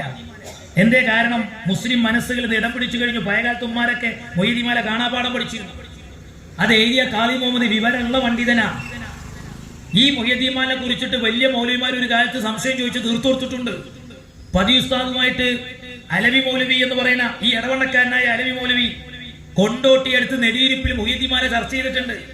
അയാൾക്ക് ചോദിക്കേണ്ട സംശയം മുഴുവൻ പതി ഉസ്താദിന് ചോദിച്ചിട്ടുണ്ട്. പതി ഉസ്താദ് അർത്ഥം വെച്ചു കൊടുത്തിട്ടുണ്ട്. അയാൾ ലാസ്റ്റ് പറഞ്ഞെന്നറിയോ? മുസ്ലിയാർ പറഞ്ഞ മാതിരിയാണെങ്കിൽ കുഴപ്പമൊന്നുമില്ല. അപ്പൊ പതി ഉസ്താദ് പറഞ്ഞു, മുസ്ലിയാരെ മാല മുസ്ലിയാർ പറയും പോലെ കേട്ടാ മതി, ഞമ്മളെ മാലക്ക് നിങ്ങൾ അർത്ഥം വെക്കണ്ട, ഞങ്ങൾ ഒളിപ്പിച്ചു, ഞങ്ങൾ പറഞ്ഞു തരും. അപ്പൊ ഇവര് തമ്മിലുള്ള കാര്യം എന്താ? നിങ്ങള് ഈ മാലിന്റെ അവസാനത്തിലേക്ക് ഓവർ എന്നുണ്ടപ്പോ മീറ്റിംഗ് കൂടി തീരുമാനിച്ചു ഇതൊരു ഓവറാണ്. എന്നിട്ട് ഇവര് മാല ഇരിക്കണം. ഉമ്മർ മൗലവിന്റെ പേരിലുള്ള മാല എന്റെ കയ്യിലുണ്ട്. എന്താണ് ആ മാല ഈ പറയുന്നത്? നമ്മളെ മാല തുടങ്ങണൊക്കെ ബിസ്മി ഹംദു സ്വലാത്തോണ്ടാ. ഉമ്മമാരെ ആലോചിക്കും, മുഹീദ്ദീൻ മാല എങ്ങനെ തുടങ്ങല്? നിങ്ങൾ ചെല്ലാറില്ലേ? എങ്ങനെയല്ലേ? അല്ലാ തിരു പേരും അല്ലേ? ഈ നഫീസത്ത് മാലയാണെങ്കിലോ ബിസ്മിയും ഹംദും സ്വലാത്തും നൽ സലാമും മുന്നേ പിള്ളി നഫീസത്ത് മാല ഞാൻ തുടങ്ങിയിടുന്നേ. അങ്ങനെയാണ് നല്ലതൊക്കെ തുടങ്ങേണ്ടത്. മുത്തുനബി തങ്ങൾ അധ്യാപനം. എനിക്ക് കിട്ടിയൊരു മാലുണ്ട്, ഉമ്മർ മൗലവിന്റെ മാല. ഉമ്മർ മാല 2024 കൊല്ലത്തെ പഴക്കമുണ്ട്. മലയാളത്തിലാണ്. അതിന്റെ മൂലക്ക് ഉമ്മർ മൗലവിന്റെ ഫോട്ടോ ഒക്കെ ഉണ്ടെങ്കിൽ മൂപ്പര് തൊപ്പി വെച്ച് ഒരു കണ്ണടക്ക് വെച്ച് ഇങ്ങനെ ഇരിക്കുന്നത്, നീണ്ട താടിയൊക്കെ ആയിട്ട്. അതിൽ ഒന്നാമത്തെ വരിന് എന്താണ്? സ്വർഗത്തിലേക്ക് വേദന ശാന്തീതൻ സായുജ്യമാകുവാൻ റബ്ബാനി വൽ ഗൗതി സമദാനി നജ്ജിനാ മിൻ കുല്ലി ആഫാതി യാ അല്ലാഹ്. ജവാബ് എന്റെ വക, മറ്റേത് മൗലവിമാരെ വകയാണ്. ഇയാള് ചട്ടക്കുരു തെറിച്ചു പോലെ സ്വർഗത്തേക്കാണ് പോയിന്നാ. ഞങ്ങൾ അങ്ങനെ അർത്ഥം വെക്കട്ടെ. ഒരു മനുഷ്യൻ സ്വർഗത്തിലാ നരകത്തിലാ നിങ്ങളാ തീരുമാനിച്ചത്? നിങ്ങൾ അങ്ങനെയൊക്കെയല്ലേ ചോദിക്കല്? നിങ്ങൾ ഉമ്മർ മൗലവി മരിച്ചതിന് ശേഷം അയാളെ കുറിച്ച് എഴുതിയ 2000 മാലയാണത്. എന്താ എഴുതിയത്? സ്വർഗത്തിലേക്ക്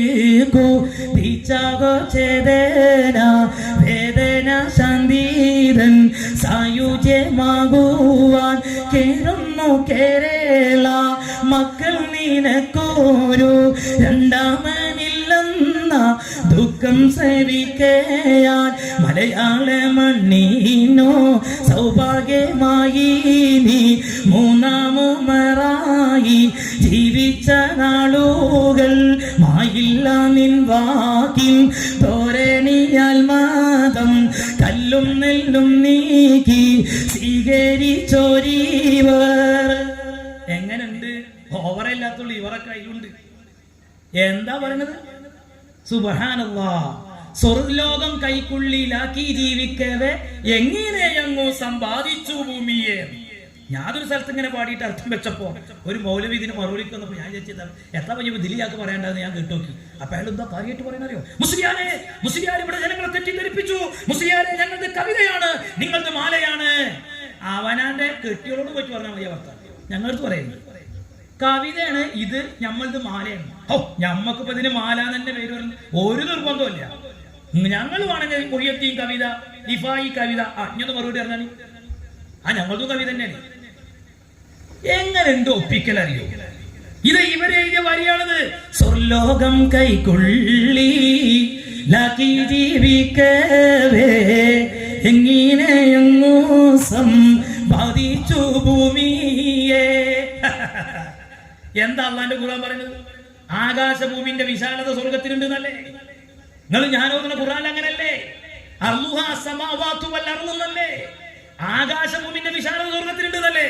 ആ സ്വർഗലോകം ഉമ്മർ മൗലവിന്റെ ഉള്ളം കയ്യിൽ കൊള്ളണമെങ്കിൽ അയാളെ ഉള്ളം കൈ എത്ര വലിപ്പം വേണം? നിങ്ങൾക്ക് മാല തൊടണല്ലേ? ഇതൊക്കെ നിങ്ങൾ ചോദിച്ചു വാങ്ങിയതല്ലേ? ഇങ്ങനെ എത്തരണോ? അപ്പൊ നിങ്ങൾ റബീഉൽ അവ്വൽ ആവുമ്പോ ഒന്നും കാര്യമായിട്ടില്ല. ഇപ്പോഴും ഈ നേരം വെളുക്കാത്ത മുജാഹിദീങ്ങൾ ഇതിങ്ങനെ പറഞ്ഞു നടക്കാന്ന് മാത്രമേ ഉള്ളൂ. അല്ലാതെ ഇപ്പോ നേരം വെളുത്ത മുജാഹിദ് ഇപ്പൊ ഇതിനൊക്കെ പിടുത്തം പിടിക്കുന്ന കാരണം ഇതിന്റെ പിന്നാലെ കൂടിയിട്ടൊന്നും വലിയ കാര്യമില്ല. ഓൽക്കും തിരിഞ്ഞിക്കണം. ഇവര് സാധാരണ റബീഉൽ അവ്വൽ ആയാലും ഇങ്ങോട്ട് വരലുണ്ട്. എങ്ങനെ? മൗലിദ് കഴിക്കൽ മുമ്പ് പതിവില്ലാത്തതാ, അത് ഹിജ്റ 300 ശേഷം വന്നതാ. കണ്ടങ്ങള് ഇവരുടെ തഴവ് പോലും പറയുന്നു. ഇതൊക്കെ നിർത്തിക്കാളി. എത്ര കാലങ്ങൾ പറയാൻ തുടങ്ങിയിട്ട്? ഇനിയൊക്കെ നിർത്തിക്കാൽ ആ പാട്ടൊന്നും പാടണ്ട. എന്റെ കാരണം തഴവ പറയുന്നത് നബിന്റെ മൗലിദ് ഹിജറ 300 ശേഷമാണ് തുടങ്ങിയതെന്നല്ല. അത് മുളഫർ രാജാവിന്റെ രാജകീയമായ മൗലിദിനെ കുറിച്ചാണ് പറയുന്നത്. മുളഫർ രാജാവ് നടത്തുന്ന മൗലിദ്. ഇപ്പൊ ഈ തണ്ണിക്കടവ് എന്ന് പറഞ്ഞ സ്ഥലത്ത് ഉമ്മമാരെ നമ്മുടെ നാട്ടിൽ റബീഉൽ അവ്വലിന് മൗലിദ് നടക്കും. ഏറിപ്പോയ ഒരു പോത്തിനടുത്തിട്ട് അല്ലേ, ഒരു 100-150 പോത്ത് ഒരു ബിരിയാണി വെച്ചിട്ട് എല്ലാവർക്കും ഭക്ഷണമൊക്കെ കൊടുത്ത് ഇസ്ലാമിലെ ഹൈറായ കാര്യം തന്നെ നബി വെച്ചപ്പോ ഭക്ഷണം കൊടുക്കലാന്ന്. അപ്പൊ നമ്മൾ അങ്ങനെ നടത്തല്. ഇന്ന് ഈ ഹിജറ 300 ശേഷം വന്ന ഒരു പ്രത്യേക മൗലിദിനെ കുറിച്ച് എന്താ പറയുന്നത് നിങ്ങൾ? അത് ഈ തഴവ പറയുന്നത്, തഴവ ഉസ്താദ് പറയുന്നത് മുളഫർ രാജാവിന്റെ നേതൃത്വത്തിൽ നടന്ന മൗലിദാണ്. ആ മൗലിദ് എന്ന് പറഞ്ഞ ഉമ്മ സുബ്ഹാനല്ലാഹ്, അന്നത്തെ ഭക്ഷണം ഏതാണെന്നറിയോ? മൗലിദ് കഴിക്കും നന്ന് ആടയ്യായിരം, പൊരിക്കുന്നതാണേ കോഴിയും 10,000, കൂടാതെ 1,30,000 പാത്രങ്ങളില്ലല്ലോ വായുമുണ്ടോരോ തരം. ആ മൗലിദിനെ കുറിച്ചാണ് പറയുന്നത്. അല്ലാതെ മൗലിദ് കഴിക്കൽ മുമ്പ് പതിവില്ലാത്ത ഹിജറ 300 ശേഷം വന്നിട്ട് ഇനി അടുത്ത റബീഉൽ അവ്വൽ അങ്ങനെ അച്ചടിക്കണ്ട. ഇത് നിങ്ങളും നടത്തിയിരുന്നു. ഞാൻ നിങ്ങൾക്ക് വേണമെങ്കിൽ കാണിച്ചാൽ. നിങ്ങൾ ഈ മൗലിദിനൊക്കെ കുറ്റം പറയുമ്പോൾ നിങ്ങൾ ആലോചിക്കണ്ടേ, നിങ്ങൾ ആരെ കുറിച്ചാണ് ഈ പറയുന്നത്? നിങ്ങൾ എന്തെങ്കിലും പറഞ്ഞു പോയാൽ രക്ഷപ്പെടുന്ന നിങ്ങൾ കരുതിയത്? ഞാൻ നിങ്ങൾക്ക് മുജാഹിദിന്റെ ഐക്യസംഘത്തിന്റെ 4ാം വാർഷിക റിപ്പോർട്ട് കാണിച്ചു തരാം. എന്റെ അടുത്ത് ഉണ്ടായിരുന്ന സാധനം 4ാം വാർഷിക റിപ്പോർട്ട്. ആ 4ാം വാർഷിക റിപ്പോർട്ടിൽ മദ്രസത്തുൽ ഇത്തിഹാദിയ എന്ന് പറയുന്ന മദ്രസ, ആ മദ്രസ ആര് തുടങ്ങിയതാ? മുജാഹിദെ ഞങ്ങൾ തല്ലതാ. ഇവിടെ വന്നിട്ട് കാര്യമായിട്ട് മൗലൂദല്ലേ പറഞ്ഞത്. ഇത് മുജാഹിദിന്റെ 4ാം വാർഷിക റിപ്പോർട്ട് അച്ചടിച്ചതിന്റെ കയ്യിലാണ്. ഇതാ 9ാമത്തെ പേജ്, മദ്രസത്തുൽ ഇത്തിഹാദിയ. മൗലവി അബ്ദുൽ ജബ്ബാർ സാഹിബ് തറക്കല്ലിട്ട മദ്രസ പണികൾ തീർന്ന് റബീഉൽ അവ്വൽ 12-ന് മദ്രസ ഹാളിൽ വെച്ച് സംഘം വക മൗലിദ് കഴിച്ച് ഉദ്ഘാടനം ചെയ്തു. വായിക്കണമെങ്കിൽ മുജാഹിദ് കൊണ്ടേക്കോളി, തിരിച്ചെന്നാ. ഇത് നിങ്ങൾ ചൊല്ലിയതാണ്. ഒരു കാലത്ത് മൗലിദ് ഓതിയിട്ട് അവർ മദ്രസ ഉദ്ഘാടനം ചെയ്തത്. ഇനി മാത്രമല്ല, നിങ്ങൾ ആലോചിച്ചു, ഇവരും വ്യാപകമായിട്ട് നബിദിനം കൊണ്ടാടിയവരാ. 1951 ഡിസംബർ 12, അന്ന് റബീഉൽ അവ്വൽ 12. അന്ന് ലത്തീഫ് മൗലവി ആകാശവാണിന്റെ അനുമതി വാങ്ങിച്ചുകൊണ്ട് റേഡിയോയിൽ നബിദിന പ്രസംഗം നടത്തിയിട്ടുണ്ട്. 52 ജനുവരിയിൽ അൽമനാർ മീലാദുൻ നബി എന്ന തലക്കെട്ടിൽ അത് അച്ചടിച്ചു വന്നിട്ടുണ്ട്. നിങ്ങൾ ഇർഷാദിലില്ലേ, മുർഷിദിലില്ലേ, യുഎൻസാരിലില്ലേ, പഴയകാല കോപ്പികൾ എത്രയാണുള്ളത് നബിദിനത്തെ കുറിച്ച് എഴുതിയത്. അപ്പൊ ഇനി പാടേണ്ടത് എന്താണെന്നറിയോ? സുബ്ഹാനല്ലാഹ്, റബീഉൽ അവ്വൽ വരുമ്പോ ലഘുലേഖയിൽ അടിക്കണമെങ്കിൽ ഞാൻ ഇതിൽ ചില വരി പറഞ്ഞുതരാം. നിങ്ങൾ അടിക്കേണ്ടതറിയോ? മൗലിദ് കഴിക്കൽ നമ്മളും പതിവുള്ളതാ, 51-ന് ശേഷവും തുടരുന്നതാ, അൽ-ഇത്തിഹാദിൽ നോക്കിയാൽ കാണുന്നതാ, അൽ മുർഷിദും ഇത് വ്യക്തമായി വിവരിച്ചതാ. സുഹൃത്തുക്കളെ, ലത്തീഫ് മൗലവി പണ്ട് റബീഅതിൽ വയലും നടത്തിയിട്ടുണ്ട്, മനാറതിൽ നീ നോക്കിയാൽ കാണുന്നതാ, പുറമൊന്ന് ലക്കം 9-ൽ വിവരിച്ചതാ. അച്ചടിക്കേണ്ട വരി തൽക്കാലം ഇപ്പൊ അവിടെ ചേർത്താണ്. അപ്പൊ സുഹൃത്തുക്കളെ, ഇതൊക്കെ ഒരു കബളിപ്പിക്കൽ എന്നല്ലാതെ ഇപ്പൊ ഞാന് അങ്ങനെയേ പറയുന്നുള്ളൂ. ഇനി ഇവരുടെ മറ്റൊരു വശം പറയാണ്ട്. ഇപ്പൊ എന്റെ മുമ്പിൽ സമയമില്ല. സാക്ഷാൽ തീവ്രവാദത്തിൽ ചിന്ത പൊട്ടിമുളപ്പിക്കുന്ന ആശയാണ് ഇവരടുത്തുള്ളത് എന്നുള്ളതിന്റെ തെളിവടക്കും. വേണ്ടി വന്നാൽ ഇനിയും സുന്നികളെ ഈ വിഷയം പറഞ്ഞ് ശിർക്കും കുഫറും പറഞ്ഞ് കേറി മാന്താനാണെങ്കിൽ ഞാൻ അവിടെ നിഷ്പക്ഷമായിട്ട് ചിന്തിക്കുന്ന ഒരാൾ പറഞ്ഞു. ഇത് ഇവിടേക്ക് ചില ഞാൻ പറഞ്ഞു. ചിലപ്പോ ഇങ്ങനെ മുജാഹിദ് ഒരു പരിപാടികൾ വെച്ചു പോയിട്ട് ഓരിങ്ങനെ കാഫറാക്കി പോയ സുന്നികളൊരു വേദി കെട്ടുമ്പോ തന്നെ ആർക്കെങ്കിലും ചൊറിയുന്നവരുണ്ടെങ്കിൽ മുജാഹിദ് പ്രസ്ഥാനത്തിന്റെ തീവ്രവാദത്തിന്റെ അടിവേര് മാന്താൻ മുസ്ലിം ജമാഅത്തിനും SYS-നും ലെവലേശം മടിയുണ്ടാവില്ല എന്ന് മനസ്സിലാക്കിച്ചു.